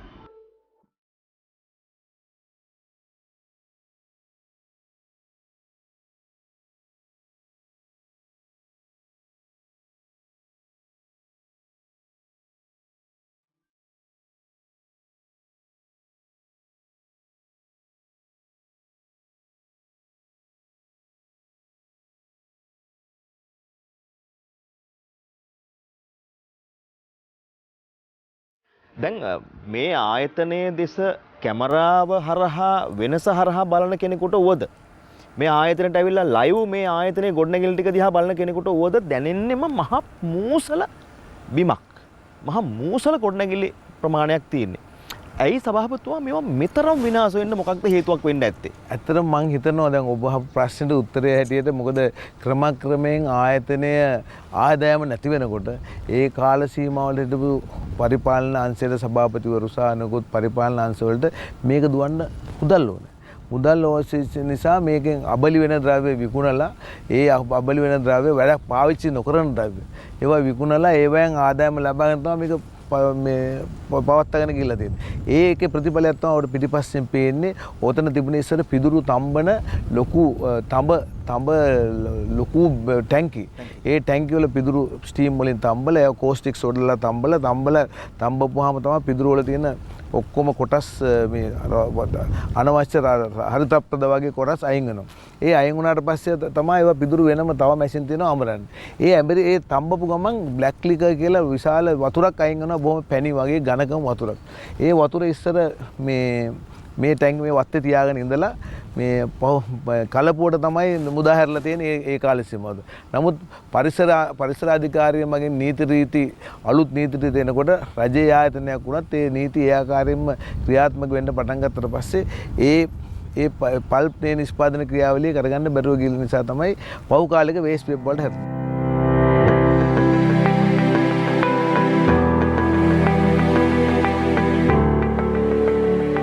අපි හිතමුකෝ ආදායම නැහැ. නිෂ්පාදනය නැත්තම් ආදායම නැහැ. එතකොට මේ ගොඩනැගිලි මේ විදිහට කඩා වැටුනේ කොහොමද ඔබතුමා ඒවා හිව්වේ නැද්ද? කඩා වැටෙන්න හේතුව ගොඩක් දෙනා හිතනවා මේ පහුගිය යුද්ධ කාලේදී මේ මෝටාර ගහලා කඩා වැටුණා කියලා. ඇත්තට මෝටාර ගහලා කඩා වැටුණා නෙමෙයි. ඒක මොකක් හරි දෙයක් කරනකොට පිළිවෙලට වැඩ නොකරපු එක. ඇත්තටම මේ බිල්ලි මේ තිබිච්ච යකඩ ටික ගත්තා නම් ඒක කඩලා ඒ විදිහට එතන ප්‍රතිසංස්කරණය කිරීමක් නැහැ. කඩලා බඩු ටික විකුණ ගත්තා එහෙම දාලා ගියා. එතකොට මේ ආයතනය සංවර්ධනය කිරීමට දැන් ඔබතුමා යටතේ දැවැන්ත වැඩපිළිවෙලක් තියෙනවද? ඇමතුමාට මට කියන්නේ කොහොම හරි ලංකාවේ කඩදාසියක් හදලා ලංකාවේ ඉස්කෝල ළමින්ට පොත් ගහන්න දෙන්න ඕනේ. විභාග දෙපාර්තමේන්තුවේ උත්තර පත්‍ර හදන්න දෙන්න ඕනේ. ඒ වගේම පත්‍ර ගහන්න කොලයක් හදන්න ඕනේ කියන මතය තමයි එතුමා ඉන්නේ. මේ ඉන්න සේවක පිරිස තම අපි අලුතෙන් ගත්ත කට්ටිය පරණ සේවකයෝ. නමුත් ඒගොල්ලන්ට මේ යන්ත්‍රය ක්‍රියාත්මක කිරීමේදී යාන්ත්‍රික පුහුණුව මේ අලුත් ක්‍රමයට අමාරුයි. ඉතින් මම ළඟ ඉඳමින් ඒගොල්ලන්ට අවශ්‍ය කරන උපදෙස් දෙනවා. ඊට පස්සේ ඒගොල්ලොත් එක්කම වැඩ කරනවා. වැඩ කළා දැන් එක්තරා හොඳ මට්ටමකට ඇවිල්ලා තියෙනවා. දැන්ට අපිට දවසට මාසෙට ටොන් 500ක අවම ධාරිතාවකින් දුවන්න පුළුවන්. ඒ 500 කියන්න සතුටුයි. අපිට ටොන් 500න් දැන් ටොන් 400ට වැඩි ප්‍රමාණයක් ඇනෝම් අපි අතේ දැනට තියෙනවා. දැන් ඔබතුමාලා මේ හදන කඩදාසි ලංකාවේ අපේ වෙළඳපොලේ ඉල්ලුමක් තියෙනවද? මොකද අපිට අපේ මේ යන්ත්‍රය විශේෂ යන්ත්‍රයක් මොකද ජර්මනියෙන් හම්බෙච්ච හොඳම යන්ත්‍රයක්. වොයිට් කියන මැෂිම. දැන් ගොඩක් මේ වොයිට් යන්ත්‍ර නැහැ. දැන් තියෙන වැඩිපුර කඩදාසින්නේ ඉන්දුනීසියාවෙන් ඉන්දියාවෙන් තමයි වැඩිපුරම ලංකාවට එන්නේ. ඒ ඉන්දුනීසියාවෙන් ඉන්දියාවෙන් ඉන්දියන් මැෂින්. ඒ ඉන්දියන් මැෂින් වලට වඩා මේ මැෂින් එකේ ක්‍රියාකාරීත්වය මේ මැෂිම හදලා තියෙන ලෝහ වර්ගවල නිසා නිෂ්පාදන කොටස් හොඳයි. නිෂ්පාදනය වන කඩදාසි එදා හොඳ තත්ත්වයේ තියෙනවා. ඒ නිසා තමයි අපි හදන අපේ කඩදාසි මේ තත්ත්වයෙන් ඉහළ ගුණයක් තියෙනවා. මොකද මේ පහුගිය දවස්වල අපේ බයස්ලා දේශීය මේ ගැනුම්කරුවන් කීප දෙනෙක් මෙහි පෞද්ගලිකව ඇවිල්ලා ඒගොල්ලෝ මට කිව්වා තමයි අනේ සභාපතිතුමා මේව කාටවත් පෙන්වන්න එපා. අපිට විතරක් දෙන්න. පෙන්වන්න එපා. මොකද එච්චර හොඳ ක්වොලිටි එකක් කාටවත් පෙන්වන්න එපා. අපිට විතරක් දෙන්න. ඔබතුමා හදන ඔක්කොම අපි ගන්නම්. අද සේවකෝ කී දෙනෙක් වැඩද? දැන් සේවකෝ වර්තමානයේ දැන් මෙතන අපේ මේ ෆැක්ටරියේ සේවකෝ 85ක් ඉන්නවා. අපේ හෙඩ් ඔෆිස් එකේ කිරිලබන ස්ටැෆර්ඩ් ඇවනියු එකේ හෙඩ් ඔෆිස් එකේ 16ක් ඉන්නවා.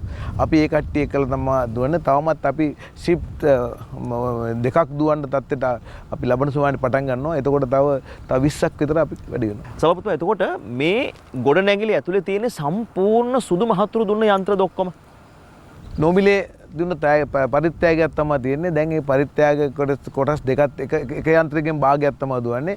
අනික ඇත්තට මේ කඩදාසි නිෂ්පාදනය කිරීමේදී කඩදාසියේ තත්වය කියන එක එන්නේ ඒ හදන පල්ප් වලින්. ඒකට අපි කියන පල්ප් මිල් එකක්. පල්ප් එකේ පල්ප් හැදීමේ අංශ ගොඩක් තියෙනවා. ඒ පල්ප් හැදීමේ අංශයේ තියෙන පල්ප් ඉස්සෙල්ලා කඩදාසි වලින් වේස්ට් පේපර් දාලා පල්ප් හදනවා. ඒ පල්ප් වලින් ගල් වැලි යකඩ කැලේ ප්ලාස්ටික් කැලේ අයින් කරනවා. ඊට පස්සේ ආපහු එහෙම අයින් කළාට පස්සේ අපි ඒව අවශ්‍ය ප්‍රමාණයට තුනී කරලා ඒ පල්ප් වල අපි සංයුතියට අනුව පල්ප් හදා ගන්න ඕනේ. ඒ හදා ගන්නලා පල්ප් ඊට පස්සේ නැවතත් අපි තවත් පිරිසුදු කිරීමේ යන්ත්‍ර කීපයක් තියෙනවා. ඒ යන්ත්‍ර සූත්‍ර දැන්ට අපි පරණ යන්ත්‍ර තමයි පාවිච්චි කරන්නේ. ඒ පරණ යන්ත්‍ර වල තමාර කොටස් දැන් ගෙවිලා ගිහිල්ලා ටිකක් ඉතින් මේ වයසයි.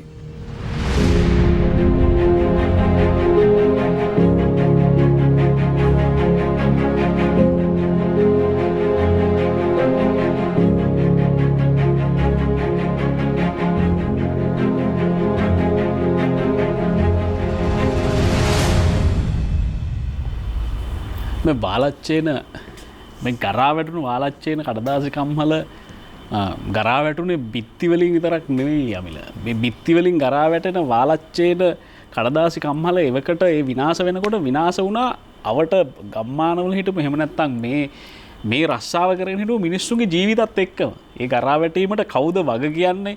එයාට මොකද වුනේ? අද වෙනකොට මේ මිනිස්සු කොහෙද? සමහර විට ජීවිතුන් හතරක් නැතුව ඇති. හැබැයි යලි තව පරම්පරාවකට තව මිනිස්සු කොට්ටාශයකට රස්සාවක් දෙන්න පුළුවන් නම් ජීවන හයිය දෙන්න පුළුවන් නම් ආර්ථික ශක්තිය දෙන්න පුළුවන් නම් ඒක තමයි රටක ආණ්ඩුවකින් රජයකින් බලාපොරොත්තු වෙන්නේ. ඉතින් මේ දෙන්න උත්සාහ කරන්නේ ඒ ප්‍රාණය තමයි. ඒ නිසා තමයි මේක ජාතික සම්පතක් විදිහට රැකගෙන අපි මේඩ් ඉන් ඉන්දියා මේඩ් ඉන් ඉන්දුනීසියා කියලා ගහලා එන කඩදාසි කොලේ සමහර විට ඒ පැක් එකෙන් ගන්න කඩදාසි කොලේ නම් අපේ උපැන්න සහතිකය ලියන්නේ, අපේ විවාහ සහතිකය ලියන්නේ, අපේ මරණ සහතිකය ලියන්නේ. අපි කොච්චර ලැජ්ජ වෙන්න ඕනේ ජාතියක්ද? කඩදාසි කොලෙත් පිටරටින් නම් ගේන්නේ අර කතා කරන ස්වදේශිකත්වය, ජාතිකත්වය, අපේකම එහෙම කතා කරනවනේ. වචන වලට විතරක් සීමා නොවේ. මේවා යථාර්ථයක් වෙන තැනක දැන් රට තියෙනවා කියලා කියන්න මේක එක උදාහරණයක්. ඇත්තට මේ වගේ දේවල් පණ ලැබෙනවා ඒක ලොකු දෙයක්. ඒක අගය කරනවා අපි. පටන් ගන්න මේ විදිහට තමයි. සමහර අයට ඔය වගේ දේවල් හීන විදිහට තිබුණා. නමුත් ඒවා මහ පොළවේ පැලවෙච්ච යථාර්ථ බවට පත් වෙගෙන යනවා. කෙනෙකුට සාමාන්‍ය කම්පියුටර් කියන එක අපි දන්නේ තාක්ෂණ උපකරණයක් විදිහටනේ. තාක්ෂණය පහසු කරන්න ලෝකීය විශ්ව ගම්මානයක් විදිහට තමන්ගේ ඉස්සරහට ගේන්න කම්පියුටර් මොනවද බැරිනේ. චිත්‍රයක් අඳින්න ගියාම චිත්‍රය කිව්වක අපිට මතක් වෙන්නේ පාට පැන්සල් ටිකක්, අර කිව් විදිහේ කොළ කෑල්ලක්, එහෙම නැත්නම් බෝඩ් එකක්, මොන හරි දෙයක්. ඒ කියන්නේ ඒ චිත්‍රයේ කියන මාතෘකාවට අදාළ වෙන අංග උපාංග ටිකක් අපිට කොටුව ඇතුලේ මතක් වෙනවා. තාක්ෂණය පහසු කරන්න කම්පියුටරේ ගෙනාවට කම්පියුටරෙන් ලස්සනට චිත්‍ර අඳින්න පුළුවන් මිනිස්සු ඉන්නවද? කම්පියුටරෙන් ඉන්නවා. මේ එහෙම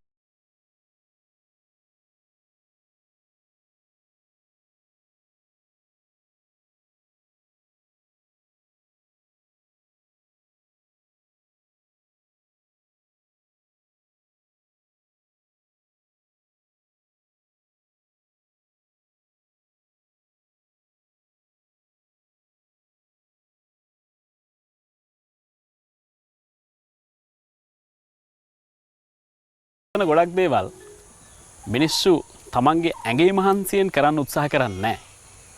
මිනිස්සු උත්සාහ කරන හැම දෙයකටම තාක්ෂණය යොදා ගන්න. ඒ නිසා තාක්ෂණය යම් තැනකදී මිනිසාව අතික්‍රමණය කරයිද කියලා අපිට හිතන්න වෙනවා. හැබැයි සමහරු ඉන්නවා තාක්ෂණයයි තමන්ගේ මනසින් හිතපු සිතුවිලි මේ සියල්ල එකතු කරලා අපූර්ව නිර්මාණ කළා ලෝකය තව තවත් සුන්දරත්වයට පත් කරනවා.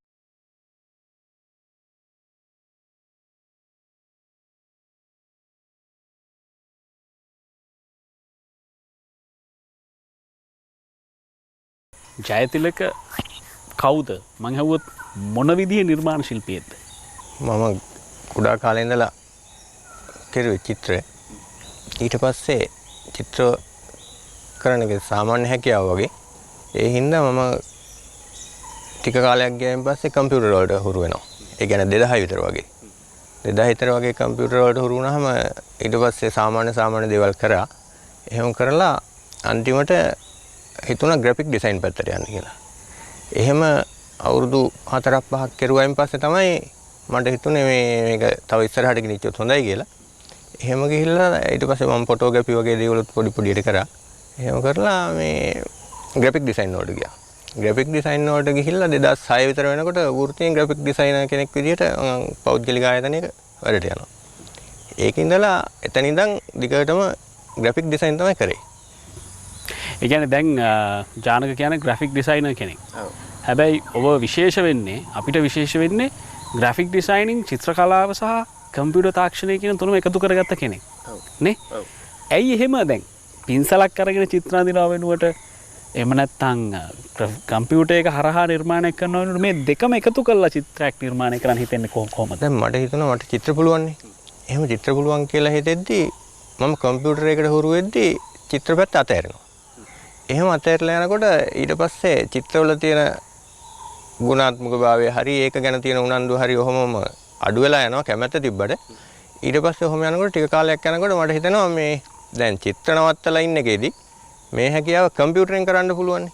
දැන් කම්පියුටරය කියලා කියන්නේ ඇත්තටම ගත්තොත් තාක්ෂණය පැත්තෙන් ගත්තාම හැම මිනිස්සෙකුටම තමුන්ගේ ශාස්ත්‍රය තුළ වඩාත් ගුණාත්මක භාවයකට යන්න පුළුවන් එකම උපකරණයනේ. පහසුව. ඒ නිසාම මම කරපු වැඩේ මේ චිත්‍රවල හැකියාව දැන් මවුස් එක අතට හුරු වුණාම අර අතේ තියෙන මේ චලන හැකියාව ඒකට හුරු වෙනවා.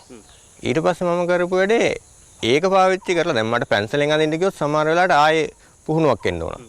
පුහුණුව ඊට පස්සේ හුරුව පුරුද්දක් වෙනවා වගේ. දැන් අරගේ හුරු වෙලා තියෙන්නේ කම්පියුටරේ නිසා. ඊට පස්සේ මවුස් එක පාවිච්චි කරලා මම පේන්ටින්ග්ස් කරන්න පටන් ගත්තා. අඳිනවා කියලා හිතලා.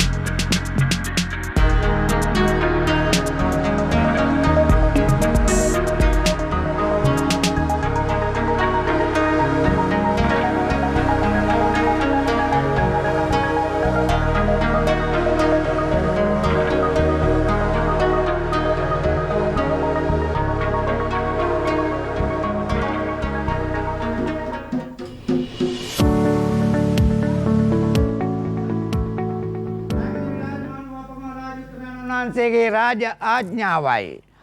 මාරතුමාගේ දූ කුමාරියට නටුම් ශාස්ත්‍රය උගන්වන්න පුළුවන් කෙනෙක් ඉන්නවා නම් වා ඉදිරිපත් යල්ලා.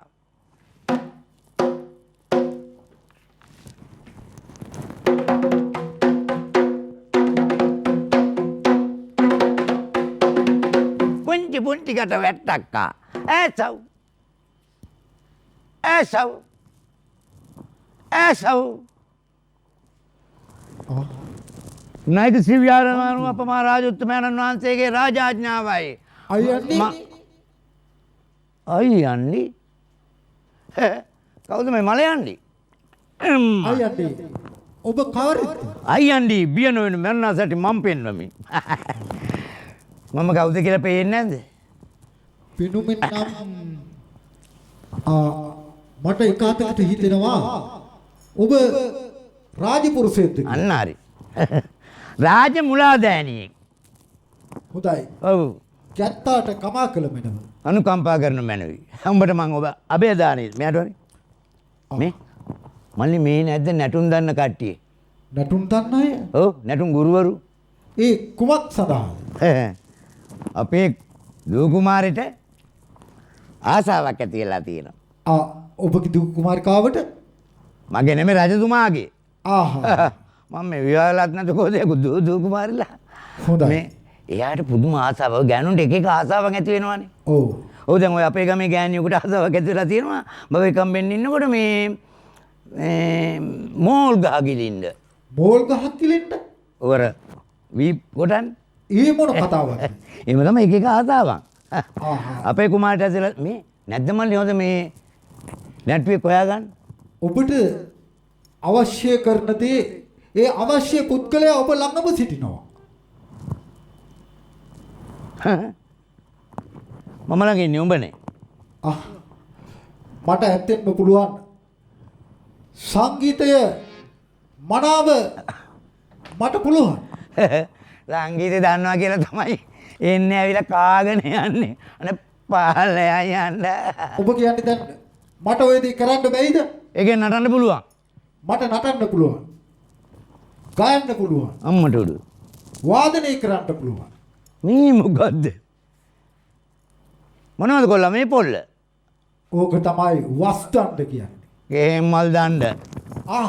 ඕක විසි කරන්න එපා. ඕකේ කරන්න තියෙන දේවල් ගොඩාක් තියෙනවා. වීඩියෝ කාලද බං ඉල්ලේ තියෙන්නේ? නෑ. මේකෙන් තමයි සොර ගන්නෙ. සොර. හොරකම් කරපවන තියාගන්න එපා බං. මේකෙන් පුළුවන්. නෑ. බොහෝ දේවල් කරන්න. ඔය බටින් නටවන්න පුළුවන්. මම අඬවන්න පුළුවන්. නෙපාලයා යන්න. නස්සවන්න පුළුවන්. ඔබ දැන් බෑ කියලාද කියන්නේ? මම අඬවන්න. ඕනෑම කෙනෙක් අඬවන්න පුළුවන්. අඬවපන් බලන්න. අඬවන්න බිමින්ද. එහෙනම් ඔන්න බලා ගන්න.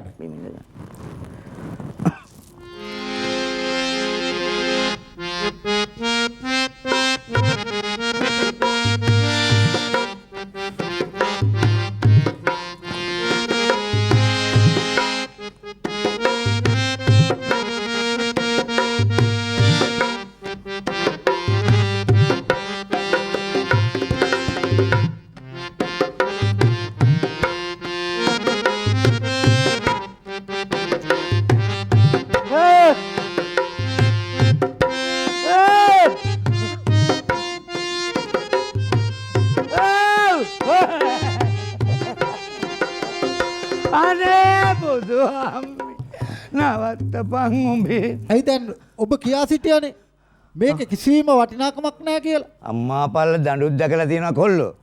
උඹේ දණ්ඩ වාගේ දන්නක් නං. මේ ඒක තමයි මම කල් තියා කිව්වේ ඔබ. මල්ලි අල්ලගෙන මේ කොල්ල අල්ලගෙන. මටත් පූ ගන්න ඕනේ. අඬවන්නත් පුළුවන් නේ. අඬවන්නත් පුළුවන්. මං ඔබ හිනස් වුණා. මාව හිනස් වුණා? ඔව්. හොඳයි බලමු.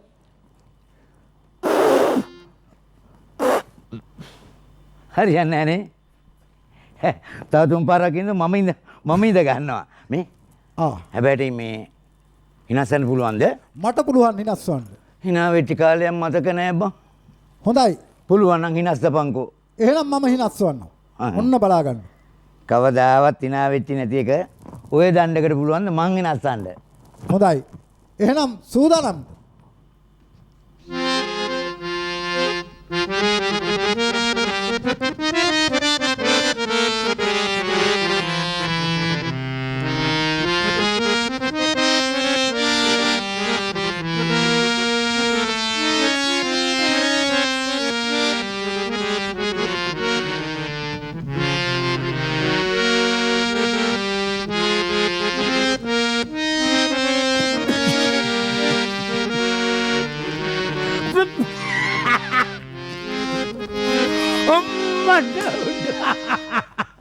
උඹේ පොල්ල තමයි වම් පොල්. මම ඒකනේ කීවේ. මම මුසාවක් නෙමෙයි ඔබ සමග පැවසුවේ. මේ වෙන මොනවද පුළුවන්? මේකෙන් මට පුළුවන් ඔබ නටවලා පෙන්වන්න. අන්න පුළුවන් නම් කරපන් ඔච්චරයි. දැන් ඔබ කියන්නේ බෑ කියලාද මට? බෑ. හිටපන් බෙරිත් කෝකට අයිනෙන් දිනකම් මේ ආනටෝපම් පුළුවන්. හොඳයි. එහෙනම් සූදානම්.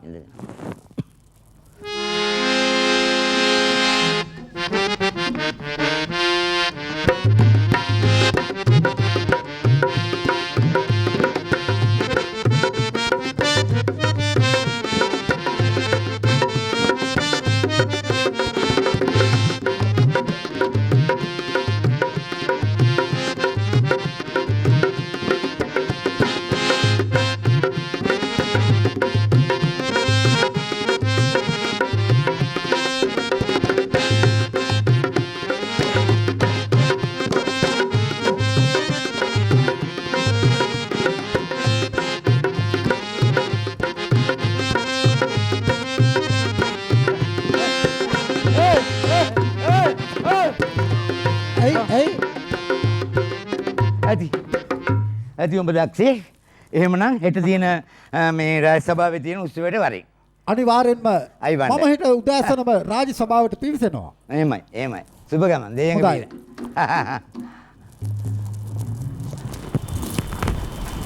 හරි. ඉතින් මෙහෙමයි මේක මම හිතන්නේ විකට ජවනිකාවක් නේද? විකට ජවනිකාවක් කියන්නේ මේ සාමාන්‍ය දාර එක ආකාරී නාට්‍යයක් කරනකොට ඒක මැද්දේ අර ප්‍රේක්ෂක පිනවන්නනේ. ඒකාකාරී බව. ඔව් ඉස්සර හැම රජවඳුරක වගේ විහිළුකාරයෙක් ඉඳලා තියෙනවනේ අපි නිකන් අහලා තියෙනවා ඒ වගේ මේ ශේස්ත්‍රයටත් මේ මිතින් අර එකම ඉරියව්වකින් තියෙන දෙයක් නැතුව කෙල්ල මේක දැන් පෙන්වන්නේ මම බුදියන වෙලාවෙනේ පාන්දර 3ට කියනකොට ඉතින් හොඳ නිින්දක් නිදා ගන්න වෙලාවනේ. ඒකෙන් ආත්මදවා ගන්න සෑහෙන මහන්සියක් දරන්න ඕනේ. ඉතින් මේක අපේ මේ කට්ටියට මේ ලොකු සේවයක් වුණා වෘත්ති වශයෙන්ම කරගෙන ආවා. මේ අවුරුදු දෙකමාර තමයි සාරාන්ගේ අපලෙන් පස්සේ මේකේ මේ අවුරුද්ද මේ අසනීප තත්ත්වය.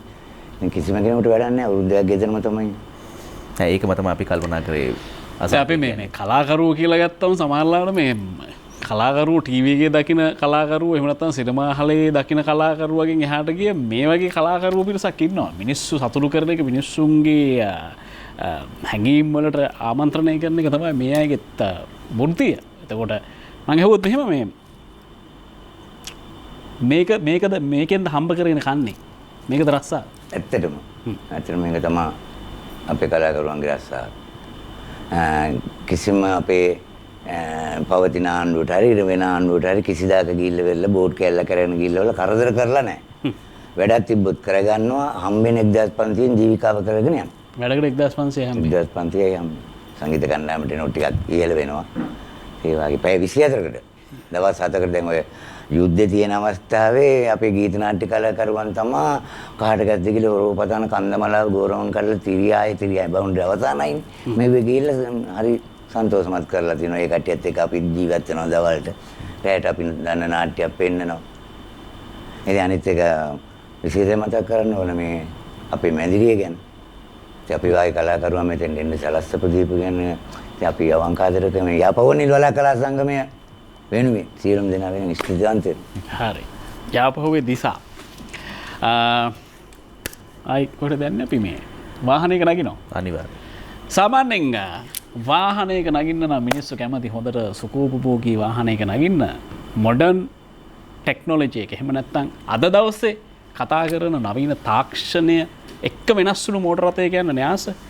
හැබැයි ඉතින් පරණ කාර් එක ගියා කියලත් මේ කාර් එක නම් පාඩුවක් සිද්ධ වෙන්නේ නැහැ.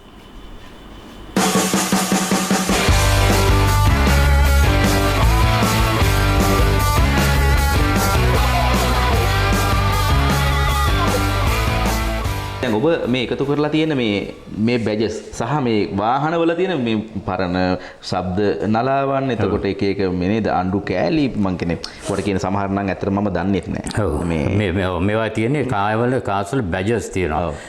එම්බ්ලම්ස් තියෙනවා. ඒ කියන්නේ කාර් වල එනවනේ බැජ් එකක් මේ තියෙන බැජස්. ඒ කාර් එකේ එන බැජ් එක තියෙනවා. එම්බ්ලම් එක තියෙනවා අර කාර් එකට බනට් එක වලට එනවනේ. ඒ එම්බ්ලම් එක ඒතර බනට් ෆ්ලූට් කියලා බනට් එකට වෙනම එනවා. එම්බ්ලම් එක ඒතර මැස්කොට් කියලා තියෙනවා. ආගමික මේකක් හැටියට සමහරකට මැස්කොට් එකකුත් ගන්න. ඒ මැස්කොට්ස්ත් මේකේ තියෙනවා. ඒතර එක එක මේ තියෙන වයිල්ඩ් ලයිෆ් වයිල්ඩ් ලයිෆ් ඒතර ක්ලබ් බැජස් මේ ඔක්කොම මම මේ මුළු රට පුරාම ගිහිල්ලා එකතු කරලා එක එක තැන්වල හුඟක් වැඩි කොට මේ යකඩකාරන්ගෙන් තමයි මේවා ගොඩක් එකතු කරගත්තේ. ඉතින් යකඩකාරයෝ ළඟට යනකොට සමහර කට්ටියට ඒගොල්ලෝ මේ මම බලාගෙන ඉද්දිම තලලා දානවා දෙන්නේ නැහැ. පස්සේ මම කියන මේක මට දෙන්න. මින් පස්සේ තලන්න එපා මට දෙන්න කියලා. ඉතින් සමහර කට්ටිය ඉතින් බොහොම ආඩම්බරෙන් ඒක දෙන්නේ නැති විදියට ඉන්නවා. පස්සේ මිනිස්සු පුරුදුනා මට දෙන්න ඒවා. පස්සේ ඒගොල්ලෝ මට දුන්නා ඇත්තටම ඉතින් බොහොම ආදරෙන් මම එකතු කරගෙන මම මේවා ඔක්කොම මිනිස්සුන්ට ප්‍රදර්ශනය කරා. ප්‍රදර්ශන කරනකොට සමහර කට්ටිය මේක මගෙන් ඉගෙනගෙන ගිහින් ඒගොල්ලෝ ඒ කඩෙන්ම ඉල්ලනවා මට මේ බැජ් එක දෙන්න කියලා. ඉල්ලනකොට කෙලින්ම මිනිස්සු කියනවා මේක නෑ මේක මේ සූරජ් මහත්තයා ඉල්ලලා තියෙන්නේ. මම ඒකට දැකලත් නෑ ඒක. ඒ වුණාට ඒගොල්ලෝ මට ඒක මම නැවත එනවා කියලා දන්නවා. මට තියාගෙන ඉඳලා ඇත්තටම ඒක මට ගානකට දෙනවා. සමහර වෙලාවට නොවටනා ගානක් කියනවා. ඉතින් මම කියලා ඉතින් සමහරට මේක වටින්නේ මෙච්චරයි මට මේක දෙන්න කිව්වම මේගොල්ලෝ මට දෙනවා. දැන් ඔබතුමා ගාව මේ විදිහට ගත්තාම වාහනවල මේ තියෙන අංග ටික බැජස් අනම්මන මේ ටිකට අමතරව තව මොනවද එක්කාසු විදිහට තියෙන්නේ කියලා වාහන මම එකතු කරලා තියෙනවා ඔල්ලෝසු තියෙනවා ඔල්ලෝසු තියෙනවා පිත්තල බඩු ගොඩාක් තියෙනවා රේඩියෝ තියෙනවා හුඟක් දේවල් තියෙනවා ඉතින් එකතු කරපුවා. පරණ ෆොටෝස් ගොඩක් තියෙනවා. දැන් ડોක්ටර් දැන් මෙහෙම තියෙන මේ එක්කාසු අතර මම නිකන් මේ ඇතුලේ තිබිච්ච මේ එකක් දෙකක් උඩට ගත්තා. ඔක්කොම උඩට ගන්න බෑ ડોක්ටර්ගෙන් මම අහන්න වෙයි. මොකද මේ දේවල් මේ කෙලින්ම මේ අනිත් එක තමයි මෙතන ගහලා තියෙනවා not for sale. ඊට පස්සේ එහා පැත්තේ ගහලා තියෙනවා තව එකක් classic car museum කියලා. මේක තිබුණේ ඉස්සල්ලාම පෙරදිනේ මේන් රෝඩ් එකේ තිබ්බේ. ඉතින් මිනිස්සු ඇවිල්ලා මගෙන් ඉල්ලනවා මේ බඩු ඉල්ලනකොට දුන්නේ නැතිකොට තරහ වෙලා යනවා. ඉතින් පස්සේ මං ගිහුවා not for sale කියලා ගැහුවා. ඒත් මිනිස්සු ඇවිල්ලා not for sale කියලා ගහුවත් මිනිස්සු ඇවිල්ලා ඉල්ලනවා. පස්සේ මං ගැහුවා no offers please කියලා. offers දෙන්න එපා කියලා ගැහුවා. ඒත් ඉල්ලනවා මිනිස්සු. අන්තිමට classic car museum කියලා ගැහුවා. ඒක ඉල්ලන්න බෑනේ. මම මේ දෙක තුනක් අහම්බෙන් එළියට ගත්තා. මොකද මේ ඇත්තටම මේ බැජ් වල සූර්යාරච්චි මහත්තයා මම නම් කිසිම තේරුමක් දන්නේ නැහැ. මම නෙමේ. දැන් සමහරට මගෙන් පස්සේ ඉන්න පරම්පරාවක හුඟක් උදවිය දන්නේ නැහැ. ඔක තමයි ඇත්ත කතාව. අපිට හංගල කතා කරන්න දෙයක් නැහැනේ. මේ ඉස්සලම මෙන්න මේ බැජ් එක මේක කාර් එකකද නැත්නම් ඔව් මේක කාර් එකකට ආපු එකක් නෙවෙයි. නමුත් මේ කාර් එකට ගහපු විශේෂ කෙනෙක්ගේ ප්‍රභූවරයෙක්ගේ බැජ් එකක් මේක. Royal Air Force. ඉතින් මේක Royal Air Force එකේ නිකන් කෙනෙකුට ගහන්න බෑනේ. Royal Air Force එකේ ප්‍රධානියා වෙන්න ඕනේ මේක ගහන්න ඇත්තේ. එයාගේ කාර් එකේ උඩ ගහලා තියෙනද Royal Air Force කිව්වම ඒ කාලේ ඉතින් රාජකීය යුද හමුදාවනේ. ඕක අපේ ලංකාවේ පාවිච්චි කරපු එකක්ද? මේක ලංකාවේ පාවිච්චි රාජකීය ගුවන් හමුදාව තිබුණානේ ලංකාවේ. මේක මේ පෞරාණික මේ භාණ්ඩවල තියෙන සවි ශක්තිය සහ නිමාව පුදුමයි. මේ තව එකක් මම ගත්තා මෙන්න මේක. ෆෝඩ් එකේ මේ ලකුණ තමයි මේ සෝඩ් එකේ කඩුව. මේ කඩුවේ මේ රතු පාට බෑග්ග්‍රවුන්ඩ් එක ආවේ මුල් කාලේ කාර් වලට තමයි. මේක V8 කියන කාර් එකේ ඒත් ෆෝඩ්මයි ෆෝඩ් V8 කියන එක. මේකත් ෆෝඩ් V8 එකේ කියන වෙනස් බැජ් එකක් මේ. මේ සමහර ප්ලේට් තියෙනවා දිගට. ඔව්. මේකේ මේක සයිඩ් එකට එන්නේ. අර මම පෙන්වන්නේ අර මම දැන් රිපෙයාර් එක යන ෆෝඩ් එකේ මේ Ford motor company limited England ගහලා තියෙනවා. මම ඒ කාලේ කාර් වලට ගහන්න පුළුවන් ලස්සන මේකක් ගහන්න පුළුවන්. ඔතන ස්ටෑන්ඩඩ් 8 කාර් එකේ ගහලා තිබ්බේ නැහැ නේ ඒකේ නම්වත්. ඔව්.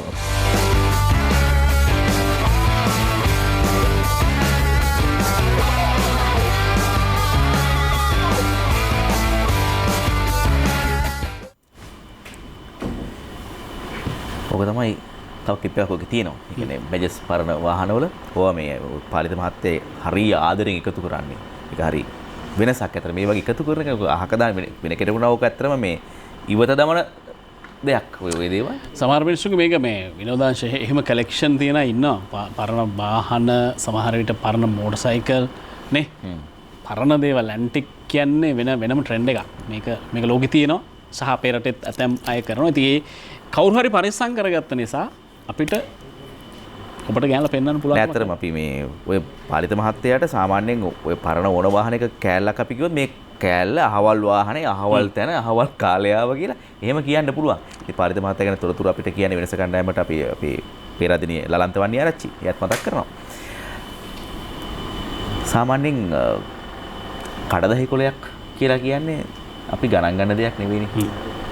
පෑගෙන පත්තර පිටුව කියලා කියන්නේ කඩදාහි කොලයක් කියලා කියන්නේ කිසිම වටිනාකමක් නැති දෙයක් විදිහට අපි කතා කරන්නේ. ඒ වුණාට අපි අහක දැම්මට කඩදාසිය කියන එක ගණන් ගන්න නැතුව කතා කරාට කඩදාසියට කොච්චර වටිනාකමක් තියනවද කියන එක වෙලාවක හිතනවා මේ වගේ දේවල් බලද්දී.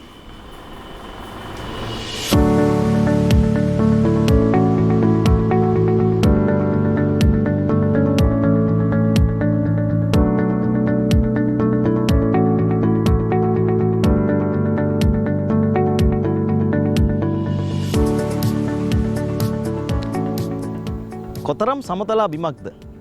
ඇතැම් වෙලාවට මේ රේල් පාරේ කෙළවරවත් පේන්නේ නැහැ. කෙළවර හරියට එක ඉරක් වගේ ඈතට පේනවා. මේ කොළඹ මඩකලපුව දුම්රිය මාර්ගය. එතකොට මේ දුම්රිය මාර්ගයේ ඉතා වැදගත් දුම්රිය ස්ථානයක් තමයි මේ. මොකද්ද මේ කඩදාසි නගරයේ දුම්රිය ස්ථානය. එතකොට මේකත් මේ ලංකාවේ තවත් එක දුම්රිය ස්ථානයක් තමයි. නමුත් වැදගත් වෙන්නේ අපි කතා කරන්නේ අද වාලච්චේ ඉන්න කඩදාසි කර්මාන්ත ශාලාව ගැනනේ. එතකොට මේ කඩදාසි නගරය දුම්රිය ස්ථානයේ වඩා වැදගත් වෙන්නේ මේ කඩදාසි කර්මාන්ත ශාලාව ආරම්භ කරපු ඒ කියන්නේ මීට දශක 6කට විතර කලින් කර්මාන්ත ශාලාව දිව්වේ කඩදාසි හැදුවේ මේ අවට දිස්ත්‍රික් සහ මේ අවට ප්‍රදේශවල එකතු කරගත්ත පිදුරු පාවිච්චි කරලා. දැන් පිදුරු මඩ කලපුවෙන් වෙන්න පුළුවන්, අම්පාර පැත්තෙන් වෙන්න පුළුවන්, මේ පොළොන්නරුව අවටින් වෙන්න පුළුවන්. අර පැත්තෙන් මෙහෙටත් මෙහෙන් මෙහාටත් දුම්රියේ පිදුරු අරගෙන එනවා. ඒ අරන් එන පිදුරු මේ ස්ථානයේදී කඩදාසි කර්මාන්ත ශාලාව ඇතුළට යන පුංචි දුම්රියට පටවනවා. ඒ දුම්රිය අර පැත්තේ තියෙන දුම්රිය මාර්ගය ඔස්සේ දිගටම කෙලින්ම කඩදාසි කර්මාන්ත ශාලාවේ පිදුරු දාන බොයිලේරුව ළඟටම අරන් යනවා. ඒ නිසා අර කඩදාසි හදන්න අවශ්‍ය අමුද්‍රව්‍ය හුවමාරු කරන ස්ථානය ඌ නිසා මේ කඩදාසි නගරයේ දුම්රිය ස්ථානය කියලා හඳුන්වනවා. ඇත්තටම ඒකයි වැදගත් කතාව. නමුත් ඔය කොළඹ ඉඳලා එන්න මඩකලපුවේ ඉඳලා කොළඹ යන නගර අතර ශීඝ්‍රගාමී දුම්රිය වෙන්න පුළුවන්. නැත්නම් ශීඝ්‍රගාමී දුම්රියන් මේ ස්ථානේ නවත්තන්නේ නැහැ. ඒ වුණාට ඔය පවර් සෙට් නැත්නම් ඔය ළඟ දුවන පුංචි කෝච්චි ටික මේ ස්ථානේ නවත්තනවා. අදටත් කඩදාසි නගරයේ දුම්රිය ස්ථානය බොහොම සුන්දර ස්ථානයක්.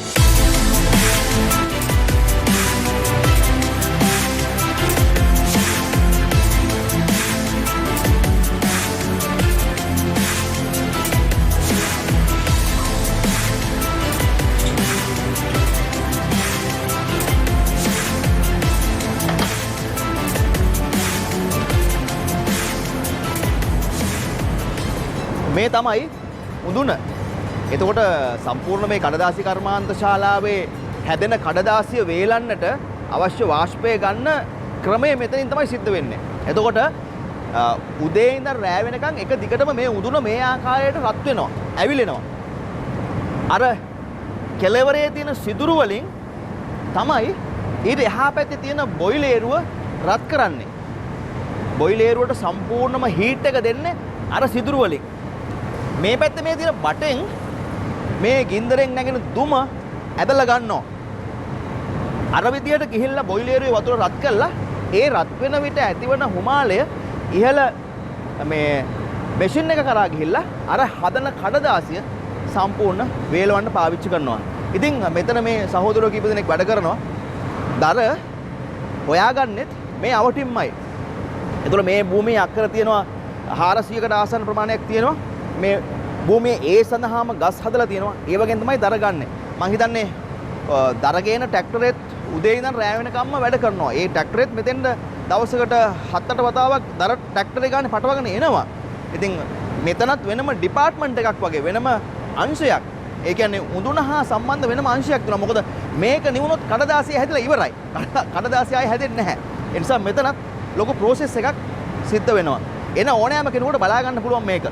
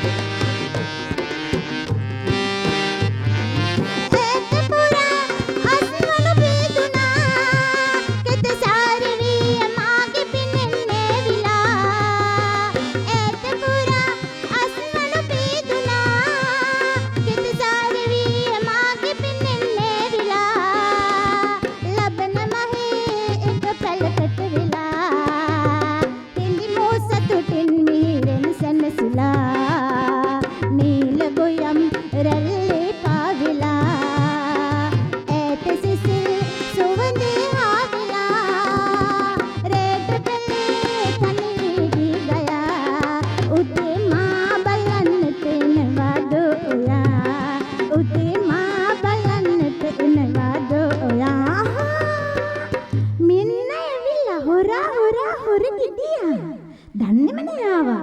ගෑනු නටන්න ගත්තාම මිනිස්සු ගෙදරෙනවා දන්නෙත් නෑ. ඉතින් මම මොනවද කරන්නේ? ඔයා රාජ මන්දිරයට ගියත් ගියාම මා කෑවද පීවද උන්නද මලාදවත් කියලා බැලුවද? මේ ඇයි? රාජ මන්දිරයට ගියාට පස්සේ රාජ මන්දිරේ ඉවර කරන්න මේ මෙතන රාජකාරී ඉවර කරලා මෙහෙන්න බෑ. ඒවා දේවකාරීට වැඩි ලොකු මේ කෑ ගහන්න එපා. ගෙදර මිනිහා ආවට පස්සේ මේ ඉඳ ගන්න. අම්මා. ඉතින් කියන්නකෝ අහගෙන ඉන්නේ මං. මේ කැම බීම වලින් අඩුවක් නෑනේ. ඔයා එදා ගියනල්ලා දුන්න හාල් කිලෝ එක මම ටික කෑවා.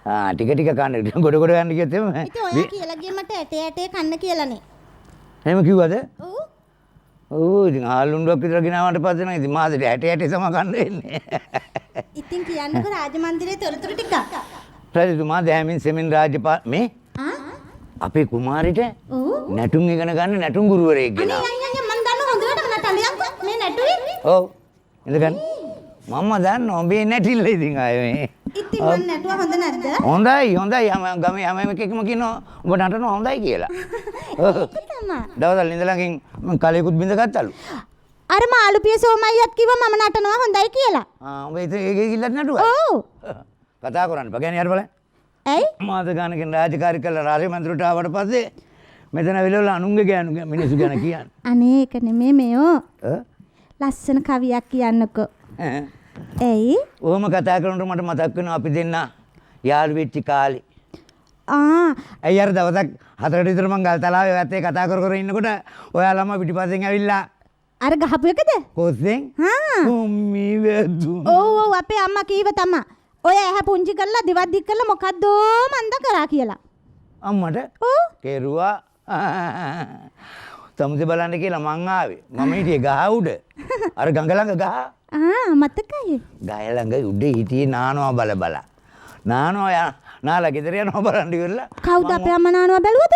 නෑ තමුසේ නානවා බලන්න. ඕම් කොල්ලවිල බලලා අත් ඉඳලා ගහ උඩ අත් ඉඳලා බලන්න. ඔත්ත කඩාගෙන ගඟේ තප්පා. අයියෝ. හතර හන්දි කැඩුනේවත් නැද්ද? යට ගියා. උඩ ඇවිල්ලා බලනකොට සරම ගහේ දෙයයන්ට ඔප්පෙච්චාවේ. එතකොට ඔබ ගියේ දාලේද?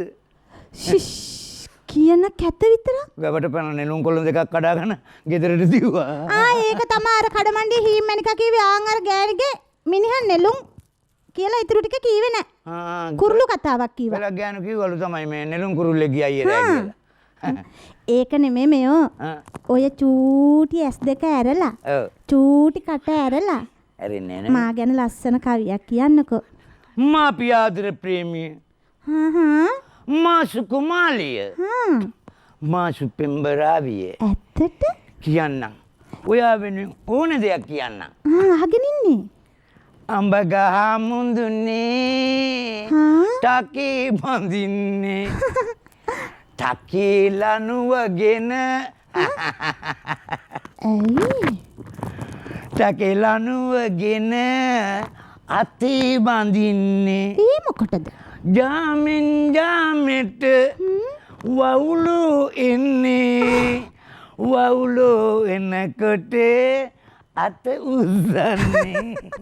අනේ මන් දන්නේ. ඇයි හොඳ නැද්ද? හොඳයි. අත හොඳට එකක් කියනකෝ. මම කියන්න ඕනේද? ඔය ඉක්මන් කරලා කියන්න. හරි ඕන් එහෙනම් අහගන්න. හරි. හරි. පරම රමණී අපේ ආලේ. අනේ කවුරු හරි අපේ ගෑනිට කෙටුවද? ඇයි අප්පා ලස්සන නැද්ද? දැන් ඔය තමුසේ ඕකනේ බලනකොට ගල් රෝලක් යනවා වගේ. බාලා එහෙමද දින්නේ? ඉතින් ඉස්සර නම් ඔයා කිව්වේ මං සින්දු කියනකොට කෙවිලියක් වගේ කියලා. ඒව තාල රාග තියෙනවා. දැන් බලන්න මේ මිතන්න. පුන්සන්දරට ඇවිදින් හින්නේ හරි මැන්දට. රංකන්ද තාම පොල් කඩනවදු වත්ද මැන්ද. අයියෝ. කියන්න රංකන්ද තාමත් වලල්ල මුලද. අවසට එන්නකොට වලල්ල ගෙදරට ගෙන එන්ට. ඒ මොකටද? ඌව දරුවෝ උඹලට තේරෙන්නේ නැහැ. දැන් ළමයිට තේරෙන්නේ නැහැ. ඌව පරණ කතා වලල්ල. අර පොල් කටන ගහට නගින්නේ. වීය ගහ. ඒ කියන්නේ මේ අපි කොළපා කියලා මැඩුවන් අයින් කරා. ඌවගේ ඌව අපේ ළමයිට කියලා මේ. එහෙම නෙමෙයි අපි දෙන්නම එකක් කියමුකෝ. වෙලා යනින්ද. කියන්නවද? එහෙනම් ඔන්න මන්ද පටන් ගන්න. ඔයා ඉස්සෙල්ලා පටන් ගන්න මම 1 2 3යි කියනකොට ඔයා 3 අල්ල පටන් ගන්න ඕනේ. හරියට හරි. කියනකන් හිටියේ. 1යි 2යි 3යි.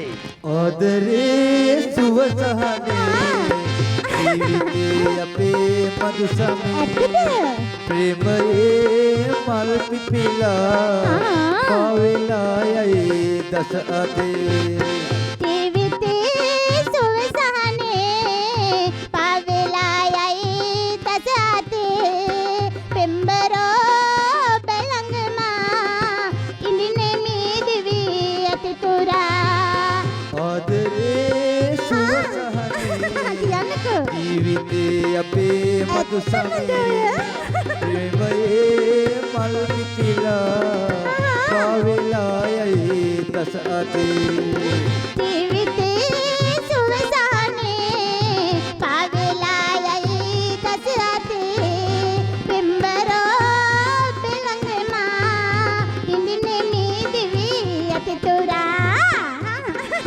කියන්නකෝ ඉතින්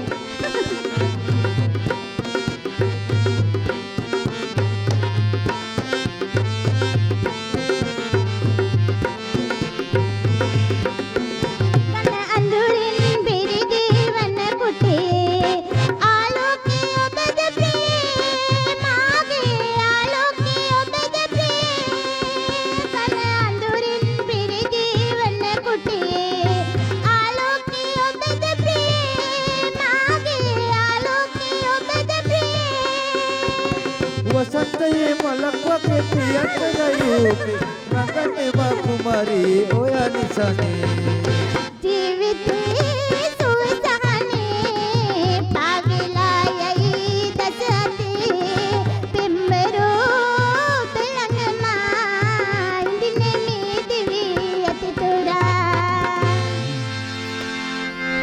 මේ අර මේ ඉස්සලා ඔය තාලෙට නෙමෙයි ඉස්සලා කලින් කිව්ව සින්දුව මොකද්ද කිව්වේ කියන්නේ?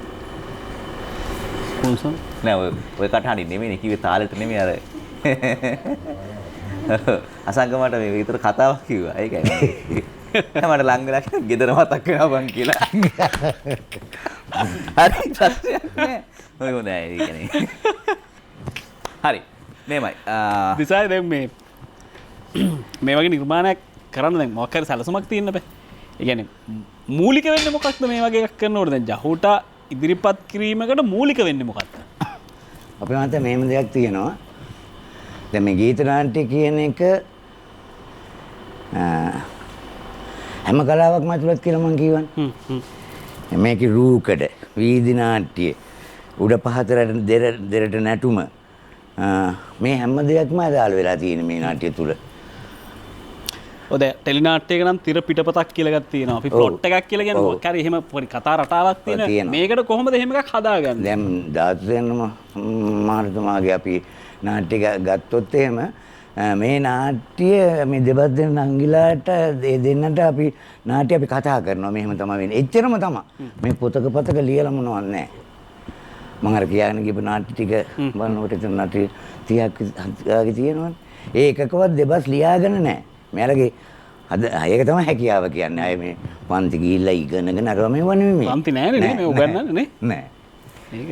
අනිතිකුද hina වෙන තැන hina වෙනවා. ඕකේ. දැන් අපි දැන් ඉස්සර ජවනිකාව hina වුණානේ. අසංග කියන්නේ ඔය අද්දකින් මට තියෙන සජීවීක මම කියන්නේ.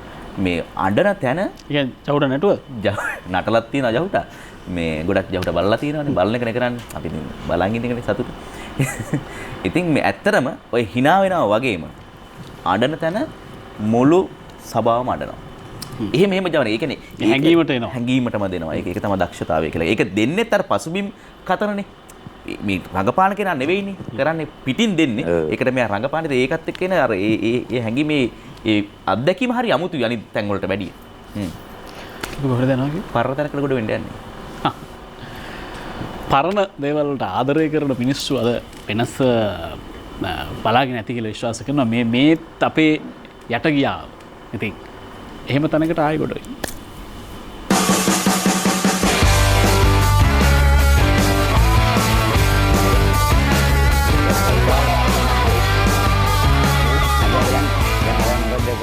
මේක කරත්තුවට ආපු මේක අපේ සීයාම පාවිච්චි කරපේවා කරත්තුවට ආපු ඉටිපන්දම් ලාම්පුවක්. මේකේ මේ ඉටිපන්දම ගහපුවම මේකේ රිෆ්ලෙක්ටර් එකක් තියෙනවා මේ ඉටිපස්සෙන්. එතකොට ඉස්සරහටයි මේ පැත්තට එළිය වැටෙනවා. මේ පැත්තෙන් රතු ලයිට් එකක් තියෙනවා මේ පැත්තේ. සයිඩ් එක පේන්න. මේක කාබයිඩ් ගෑස් එකකින් වැඩ කරන්නේ. එතකොට මේකට කාබයිඩ් ගෑස් මේකෙම කාබයිඩ් ටැංක් එක තියෙනවා. කාබයිඩ් ගෑස් එකකින් වැඩ කරන්නේ. එතකොට මේකෙන් ඉස්සරහට එළිය වැටෙනවා රිෆ්ලෙක්ටර් එකක් තියෙනවා. මේ දෙපැත්තටම කොළ පාට ලයිට්ස් එකක් වැටෙනවා. මේක සමහරට මෝටර් සයිකල් වෙන්නත් පුළුවන්. එතකොට මේකේ මං කිව්වේ මේ දොර හරින්න පුළුවන් මේ විදිහට. බොම් පිළිවෙලකට ඒක තියෙනවා. එතකොට මේ පැත්තෙනුත් මේ කැල්ලත් හරින්න පුළුවන් බොම් පිළිවෙලකට. ඒ කාලේ වැඩ හරි පිළිවෙලයි. මේ ලාම්පුව මේ තෙල් වලින් වැඩ කරන්න පුළුවන්. මේකට තෙල් දාලා මේකට තිරයක් දාලා වැඩ කරන්න පුළුවන්. මේ පැත්ත නිල් පාටයි. මේකෙන් මේ පැත්ත තමයි එළිය දෙන්නේ. මේ නිල් පාට පැත්ත සයිඩ් එකේ කට්ටියට වාහනයක් එනවා කියලා පෙන්වන්න වෙන්න ඇති නිල් පාටින් තියෙනවා. ඒතර මේක මේ වෙලා තෙල් වලින් පත්තු වෙන එකද? තෙල් වලින් පත්තු කරන්න පුළුවන්. ඒ වගේම මේකට මේ ඉලෙක්ට්‍රික් ගැජට් එකකුත් තියෙනවා. මේක මාෂල් කියන ලයිට් එක.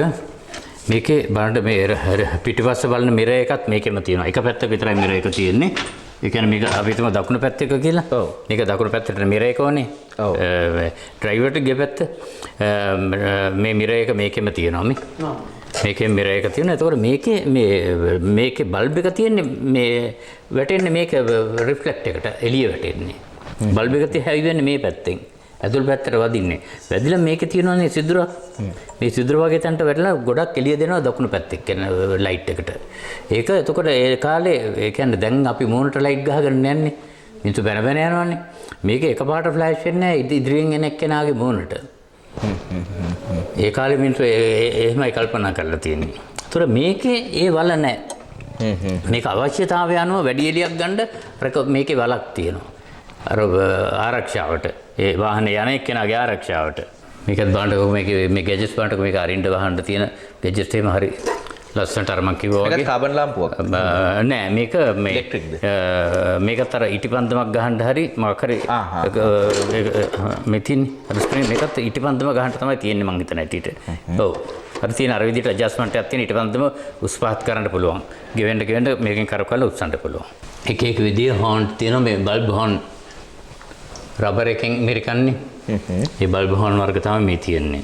අපි එකක් ගමුදර මේ පල්ලෙහා තියෙන එකක් නේ. මේක බොහොම චාම් හෝන් එකක්.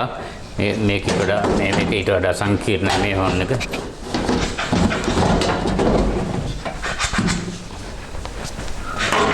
අතින් මිරිකන්නත් බෑ මාර තදා. ඕක ගහන්නත් ඒක හරියට දැනගන්න ඒක ඒ පරණ කට්ටිය ඒක අරක මවුන්ට් කරලා තියෙද්දි ගහන්න ලේසි.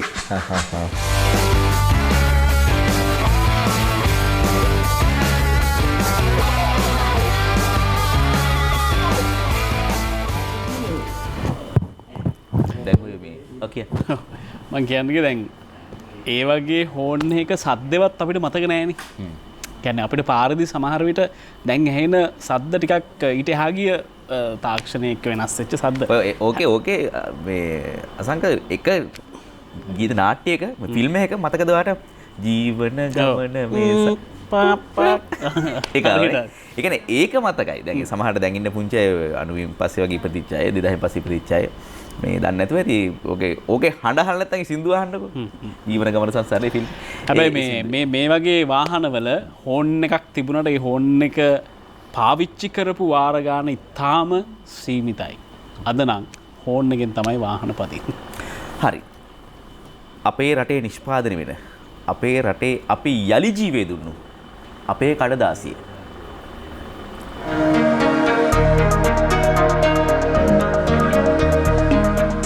මේවා වේස්ට් පේපර් අහක දාන කඩදාසි. ඒව තමයි මෙතන මේ කඩදාසි කර්මාන්ත ශාලාවේ කඩදාසි හදන්න පාවිච්චි කරන්නේ. ඒ කියන්නේ කඩදාසිම පාවිච්චි කරලා අලුත් කඩදාසි හදනවා. අපි චුට්ටක් මේ process එක ගැන කතා කරමු. මේ ඉන්නේ අමල රාජ්. එතකොට මෙතුමා මේ ආයතනයේ ඉංජිනේරුවරයෙක් හැටියට කටයුතු කරනවා. Mechanical engineer. එතකොට අමල මහත්මයා දැන් මට පැහැදිලි කරන්නකෝ මෙතන මොකක්ද මේ වෙන ක්‍රියාවලිය? මෙතනින් තමයි අපේ ප්‍රොඩක්ෂන් එක පටන් ගන්නෙ. මේකෙන් අපි බේස් පේපර් ගෙන්නලා ඒකත් එක්ක මේ කොරකේටඩ් 140ක් කොරකේටඩ්ුයි 160ක් මේ බේස් පේපරුත් මික්ස් කරලා තමයි මේ මික්සරය හදන්නේ. එතකොට අපි මේකට පාවිච්චි කරන වතුරත් ඇවිල්ලා මේ ෆ්‍රෙෂ් වෝටර් නෙමෙයි. අපි දැන් ඔයාලා යනකොට දකින්නවා ඇති එතන මේ පේපර් හැදෙන්න ඉස්සෙල්ලා එතනින් අයින් වෙන වතුර ඒක අප රීයුස් කරලා තමයි මෙතනින් අපි මේ කොළ ටික දාලා අඹරන්නේ. දැනට අපේ තියෙන ඕඩර් එක ඇවිල්ලා කොරකේටඩ් මීඩියම් තමයි අපේ ඕඩර් එක දැනට තියෙන ඉල්ලීම වැඩි. ඒකින්ද ඒකට අදාළ පේපර්ස් ටික දාලා දානවා. එතකොට මෙතන දැන් අපි දැන් කෙමිකල් මොනවද දාන්නේ? ඒ සුදු පාට කොළේම හදනකොට විතර අපි ක්ලෝරින් අරවා මේ කෙමිකල්ස් ටික දාන්න වෙන්නේ. සාමාන්‍යයෙන් දවසකට මේ වගේ රාජ්‍ය ආයතන වලින් අයින් කරපු කඩදාසි අරගෙන ලොරි කීයක් එනවද මෙහෙට? මෙහෙට එක්සැමිනේෂන් ඩිපාර්ට්මන්ට් එහෙමනම් ඉතින් ඒගොල්ලෝ එකපාරම කියනවා හැම සතියෙම ලොරි 3ක් විතර එයි. සමහර වෙලාවට මේ මාසෙටත් මාසයක් සමහර වෙලාවට මාසයක් තියලා එනවා. ඒ වුණාට කන්ටිනියස්ලි ඒගොල්ලෝ මේ එක්සැමිනේෂන් ඩිපාර්ට්මන්ට් එක නම් අපිට හැමතිස්සෙම එනවාමයි. ඒ අතරතුර අපිට මේ ඉරිගේෂන් ඩිපාර්ට්මන්ට්, තෙෂරි, ඒ වගේම RDA, ඒ වගේම හැම රජ්‍ය ආයතනය වල ඉඳන් අපිට මේ ලෝකලි සප්ලයි කරනවා. අනිත් එක සමහර හෙඩ් ඔෆිස් වල තියෙන කොළඹ තියෙන අපේ හෙඩ් ඔෆිස් එකේ තියෙන කොළඹ අපි ඒ ගබඩාවලට ඒගොල්ලෝ කෙලින්ම ගිහිල්ලා වාර දෙනවා මෙහෙට යවන්න. එතකොට දැන් අමල මට කියන්නකෝ දැන් මේ සම්පූර්ණ මේ ටැංකියෙන් එකක්ම ඕගොල්ලෝ පල්ප් හදනවද? මේ කියන්නේ මේ ටැංකිය මේ හරියට නම් පේනවද? ඔව් සාමාන්‍යයෙන් මේ අර කළු පාට තියෙන මේ ලෙවල් එකට වෙනකන් පල්ප් හදනවා. සාමාන්‍යයෙන් මේක ඇවිල්ලා මේ එක ටොන් එකක් හදන්න තරම් පල්ප් තමයි මේකෙන් හැදෙන්නේ එකපාරම. හැම වෙලාවෙම එක ටොන් එක හැදුවාම පස්සේ මේ ලෙවල් එකට ආවම පස්සේ ඒක පම්ප් කරනවා ඊළඟ ටෙස්ට් එකට අපි. එතකොට මේක කොහොම හරි සාමාන්‍යයෙන් මේගොල්ලෝ ඔයාලා දකින්නවා ඇති පැයෙන් පැයට වගේ ඒක චෙස්ට් එකක් ෆිල් වෙනවාමයි. එතකොට පැයෙන් පැයට ඒක චෙස්ට් එකක් අපි ප්‍රොඩක්ෂන් එකට දෙනවාමයි. අර වතුර වැටෙනවත් ඔයාලා ඔය පිරිසිදුව නෙවෙයිනේ. ඒ පිරිසිදුව නෙවෙයි. ඒ රීසයිකල් වෝටර් තමයි. ආපහු පාවිච්චි කරනවා ඒවා. දැන් එතකොට සම්පූර්ණ කඩදාසි විතරද මේක දැන් ඔය දැන් මේ ෆයිල් වල තියෙන ස්ටේපර් කටු වෙන්න පුළුවන් වෙන අර එක එක නූල් කෑලි වෙන්න පුළුවන්. ඒවා මේකට වැටෙන්නේ නැද්ද? ඒවත් වැටෙනවා මේකෙන්. ඒවා ෆිල්ටර් කරන අපි ළඟ තියෙනවා ෆිල්ටරින් සිස්ටම්ස් තියෙනවා. මේකෙන් පළවෙනි ටර්බෝ එක කරා යනකොට අපේ ස්ටෙප්ලර් ක්ලිප්ස් එම වෙන් වෙනවා.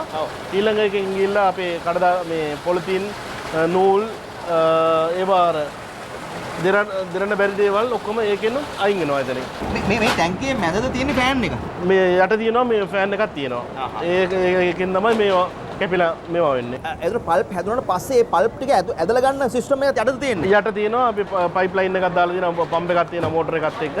ඒකෙන් පම්ප් වෙනවා ඊළඟ චෙස්ට් එකට. මේ හැම චෙස්ට් එකම චෙස්ට් කියන්නේ අපේ මේ කලෙක්ටිං පොන්ඩ් හැම පොන්ඩ් එකටම මේ ඉන්ටර්කනෙක්ටඩ් කරලා තියෙනවා හැම එක මෝටරයයි ඒක පම්ප් එකයි. එතකොට ඒක ඇජිටේටර් එකකුත් දාලා තියෙනවා. කියන්නේ මේ සෙටල්මන්ට් වෙන්න නැතුව ඉන්න ඒ ඇජිටේටර් එක කැරකිලාම තියෙන්නේ. අපි උත්සාහ කරනවා මේකේ තියෙන මේ පල්ප් ටික මැෂින් එකට යටින් යවලා ඒ කියන්නේ ප්‍රොසෙස් එකේ ක්‍රියාත්මක වෙනකොට අර කඩදාසිය හදන්න මැෂින් එකට මේකේ පල්ප් ටික යටින් යවනවා. ඒක ගියාට පස්සේ මේ මැද තියෙන ෆෑන් එක සහ ඒ යට තියෙන ක්‍රියාකාරීත්වය අපිට බලා ගන්න පුළුවන් වෙනවා. මොකද මේක බලන්න ලේසියෙන් කෙනෙකුට බෑ. මෙතෙන්ට ආවත් මේක බලා ගන්න බෑ. මොකද ඒකට හේතුව මෙතන වැඩ කරන මේ සේවක මහත්මියන් හැම තිස්සෙම වැඩ. ඒගොල්ලෝ කරන්නේම මේ වේස්ට් පේපර් මේකට විසි කරනවා. මේකට දානවා. හැම තිස්සෙම මේකේ පල්ප් හැදෙනවා. ඒ නිසා අපි උත්සාහ කරනවා මේ පල්ප් ටික අපිට පුළුවන් නේද අමලන්න එක බලන්න. ඒ කියන්නේ මේ පල්ප් ටික අරහෙට අරගෙන මේක යට හිස්සු බලන්න පුළුවන් අපිට. හරි.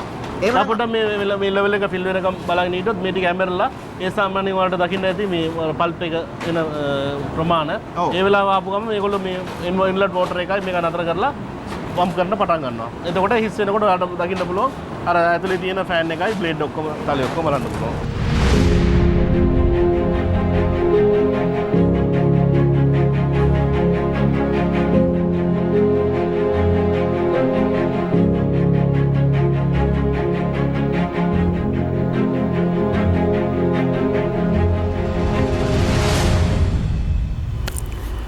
අවුරුදු ගානකට කොළඹින් මඩකලපුවට ගිය ට්‍රේන් එක කඩදාසි නගරයේ නැවතුනේ නැති වුණාට අපි විශ්වාස කරනවා ඉස්සරහ දවසක අනාගතයේ බොහොම ආසන්න දවසක මේ ට්‍රේන් එක නැවතිලා කඩදාසි පටවා ගනී එහෙම මෙහෙට ගිහින් මෙහෙන් අවශ්‍ය කරන්නේ වහෙට ගෙනියයි. එහෙම ගිහිල්ලා අවසානයේ ඔබේ දුව පුතා අකුරු කරන පොතපත පවා ලංකාවේ අපේ නිෂ්පාදනයක් විදියට ඒක තමයි අපිට තියෙන ළඟම ආසන්නතම හීනය. ඉතින් මේ හීනේ සැබෑ කරගන්න මේ උදව් වෙච්ච බොහෝ පිරිසක් ඉන්නවා සහ අදින් මේ කතාව ඉවර වෙන්නේ නැහැ අමිල. තව සතියකට එහෙම නැත්නම් ලබන සතියට මේකේ දිගහැරුමක් මතු සම්බන්ධයක් තියෙනවා. අපි මේ විශේෂයෙන්ම ස්තුතිවන්ත වෙනවා මේ අවස්ථාව ලබා දුන්න ගරු අමාත්‍යතුමන්ට විමලීරවංශ අමාත්‍යතුමන් සහ ඒ කටයුතු සම්බන්ධීකරණය කරපු සභාපතිතුමා අමාත්‍යාංශ ලේකම්වරයා ඇතුළු ඉහළ නිලධාරීන් සියලු දෙනාට අවශ්‍ය කරන මේ පහසුකම් ලබා දීම වෙනුවෙන් සහ අපිව වෙනසට කරපු ආරාධනාව වටිනවනේ.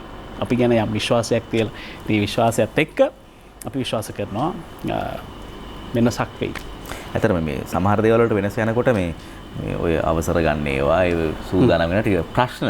නමුත් මේ ගමනට ඇත්තටම ඇමතුම ඇතුළු කාර්ය මණ්ඩලයේ සභාපති කාර්ය මණ්ඩලයේ තිබිච්ච උනන්දුව අපිට වැඩි. ඒක තමයි වටින්නේ. ඉතින් ඒක එතකටම තේරෙනවා මේක ගොඩ දාගන්න මේක අපේ දෙයක් හදාගන්න එයාගේ තියෙන උනන්දුව. ඒක අපි අගය කරන එක අනිත් ආයතන වලත් තියෙනවා නම් තවත් ටිකක් හොඳයි කියලා කියන්න ඕනේ. හරි.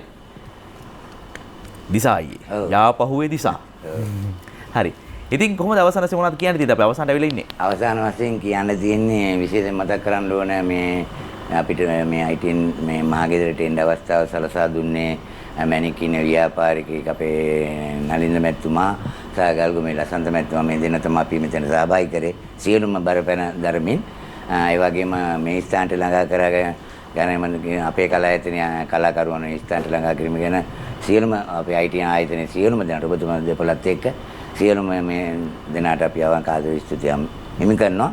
අපි ඇවිල්ලා ඉන්නේ යාපහුව කුණාල දිස්ත්‍රික්කයේ මහව ප්‍රාදේශීය ලේකම් කොට්ටාසේ යාපහුව දිවුල්ගමේ නිල්වලා කලා සංගමේ. අපි ළඟ නාට්‍ය ගණනාවක් තියෙනවා. මේ අපේ ලංකාවට නෙමෙයි ලෝකෙට මුහුණ වෙලා තියෙන මේ රෝගේ තුරන් වුණාට පස්සේ වැඩසටහන අපි ආරම්භ කරනවා. දැන් කන්න කැපිලා තියෙන්නේ.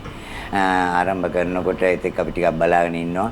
ඊට පස්සේ අපි ආදරෙන් ඉල්ලා සිටිනවා ඔබ තමුන්නාන්සලා 071යි 9212යි 251ට අමතන්න අපි සහභාගී කරවන්න අපිට කරන්න පුළුවන් උපරිම අඩු සානදාය මුදලකට ඕනම වැඩසටහනක් කරන්න පොරොන්දු වෙමින් ඔබ සියලු දෙනාට නැවතත් ස්තුතිවන්ත වෙමින් මානීය වෙනවා. අපි මේ තව තප්පර කීපයක් කරා මෙතන ඉඳන් මෙයාගේ පිරිසක නම ටිකක් තියෙනවා. ඔව්. මෙතන ඇත්ත වශයෙන්ම මතක් කර යුතු දෙයක් තමයි ඒක මේ මොකද මේ අපි මේකේ වේදිකාවට ඇවිල්ලා අංගචලනය කරාට අපේ පසුබිම ඉන්න මේ කීප දෙනා තමයි ලොකු වැඩ කොටසක් කරන්නේ. අපේ සංගීත කණ්ඩායම අධ්‍යක්ෂ මැතිතුමා මේ ධර්මසිරි මැතිතුමා එතුමාගේ පුතා තමයි මේ ඩෝල්ගි වාදනය කරන්නේ. මයි කණ්ඩායමේ ඉඳලා මිනි පුංචි දවසේ ඉඳලා ඉන්නේ.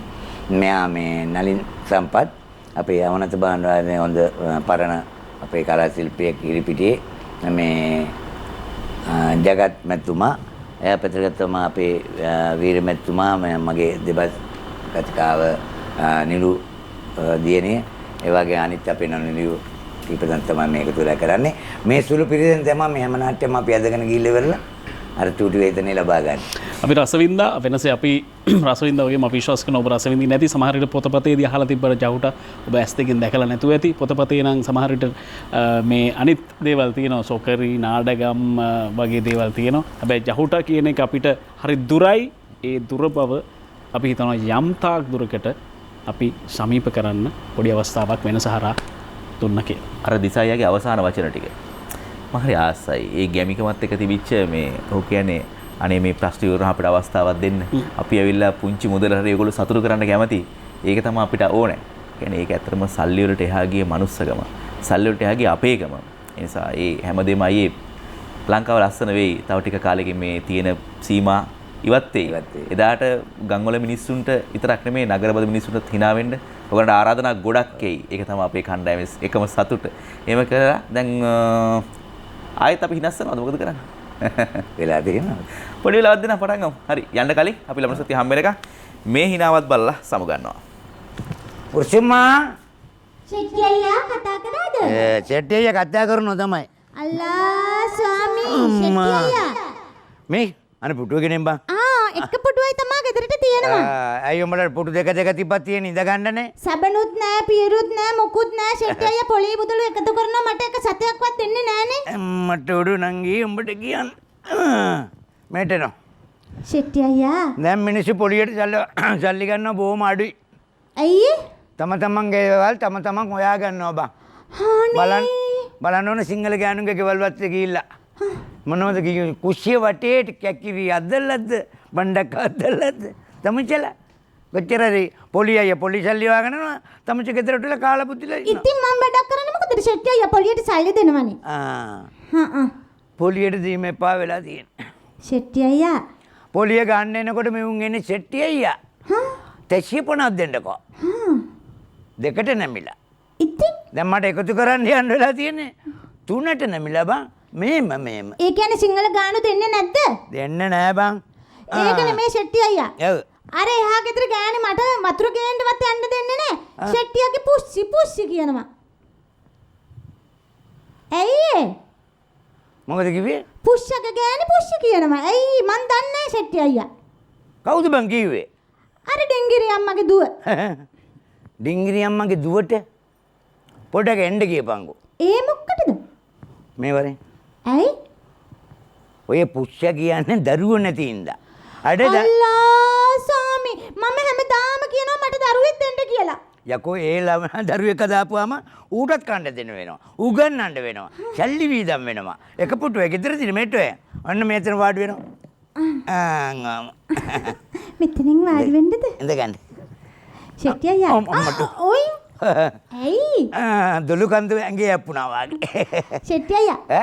කංකුන් තෙලෙන් බෙද ඇත කුස්සේ කංකුන් තෙලෙන් බෙද ඇත කුස්සේ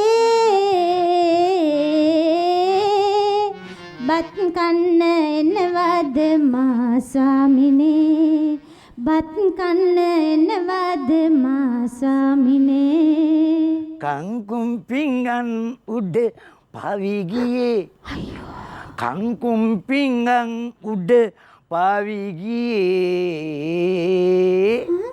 මේවා බල්ලන්ටවත් කන්න බෑ ගෑණි මේවා බල්ලන්ටවත් කන්න බෑ ගෑණි ඉතින් මා හොඳට ඉව්වනේ හොඳට ඉව්වා කාලා බලන්න ඕනේ මිනිහට උයා ගන්න දන්නේ නැති ගානේ ෂෙට්ටි අයියා කිරි වට්ටියක් නැහැ සියඹලයක් නැහැ චුට්ටක් අපි දෙන්න එහෙම හැවෙමුද තමුෂි බලන්න මං කිරි වට්ටියටයි සියඹලටයි මං කිව්වා පොල් ගහ අඩි 3 තියලා වෙලා මේම කපලා පෝර දාන්න කියලා. ඉතින් කපුවා කිව්වා. මුන් අක්කර 3ේම පොල් ගස් කපලා බං.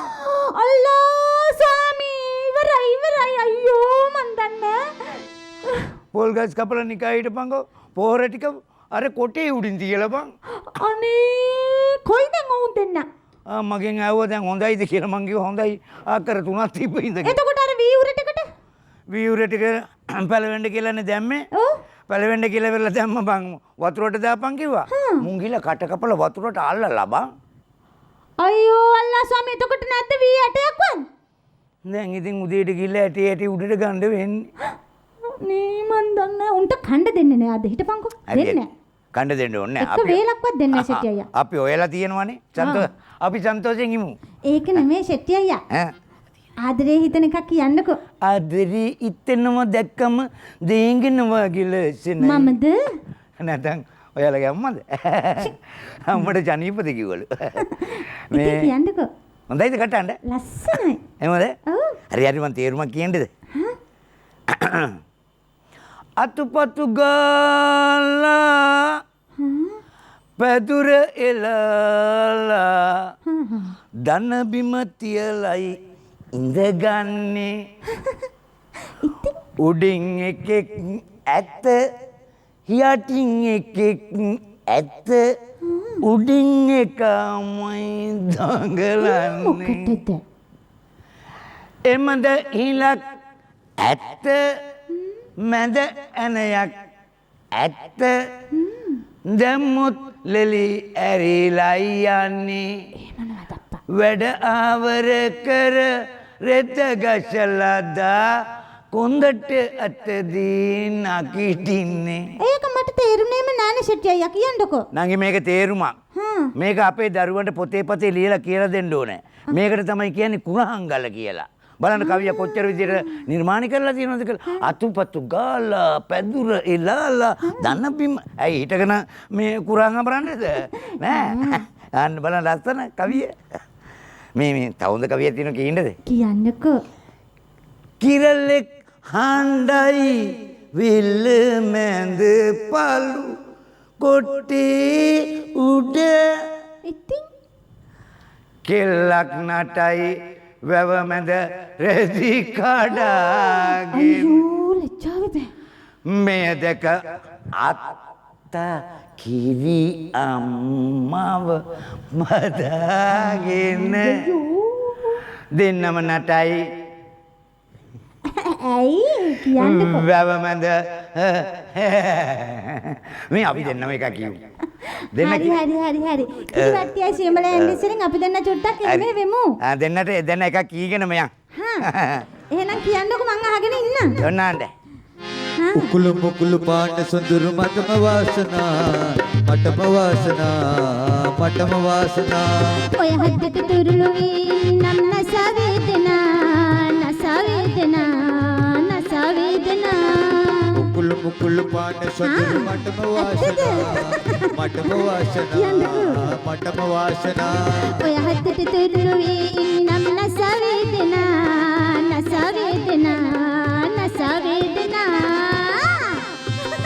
කියන්නකෝ ෂෙට්ටි අයියා ආගෙන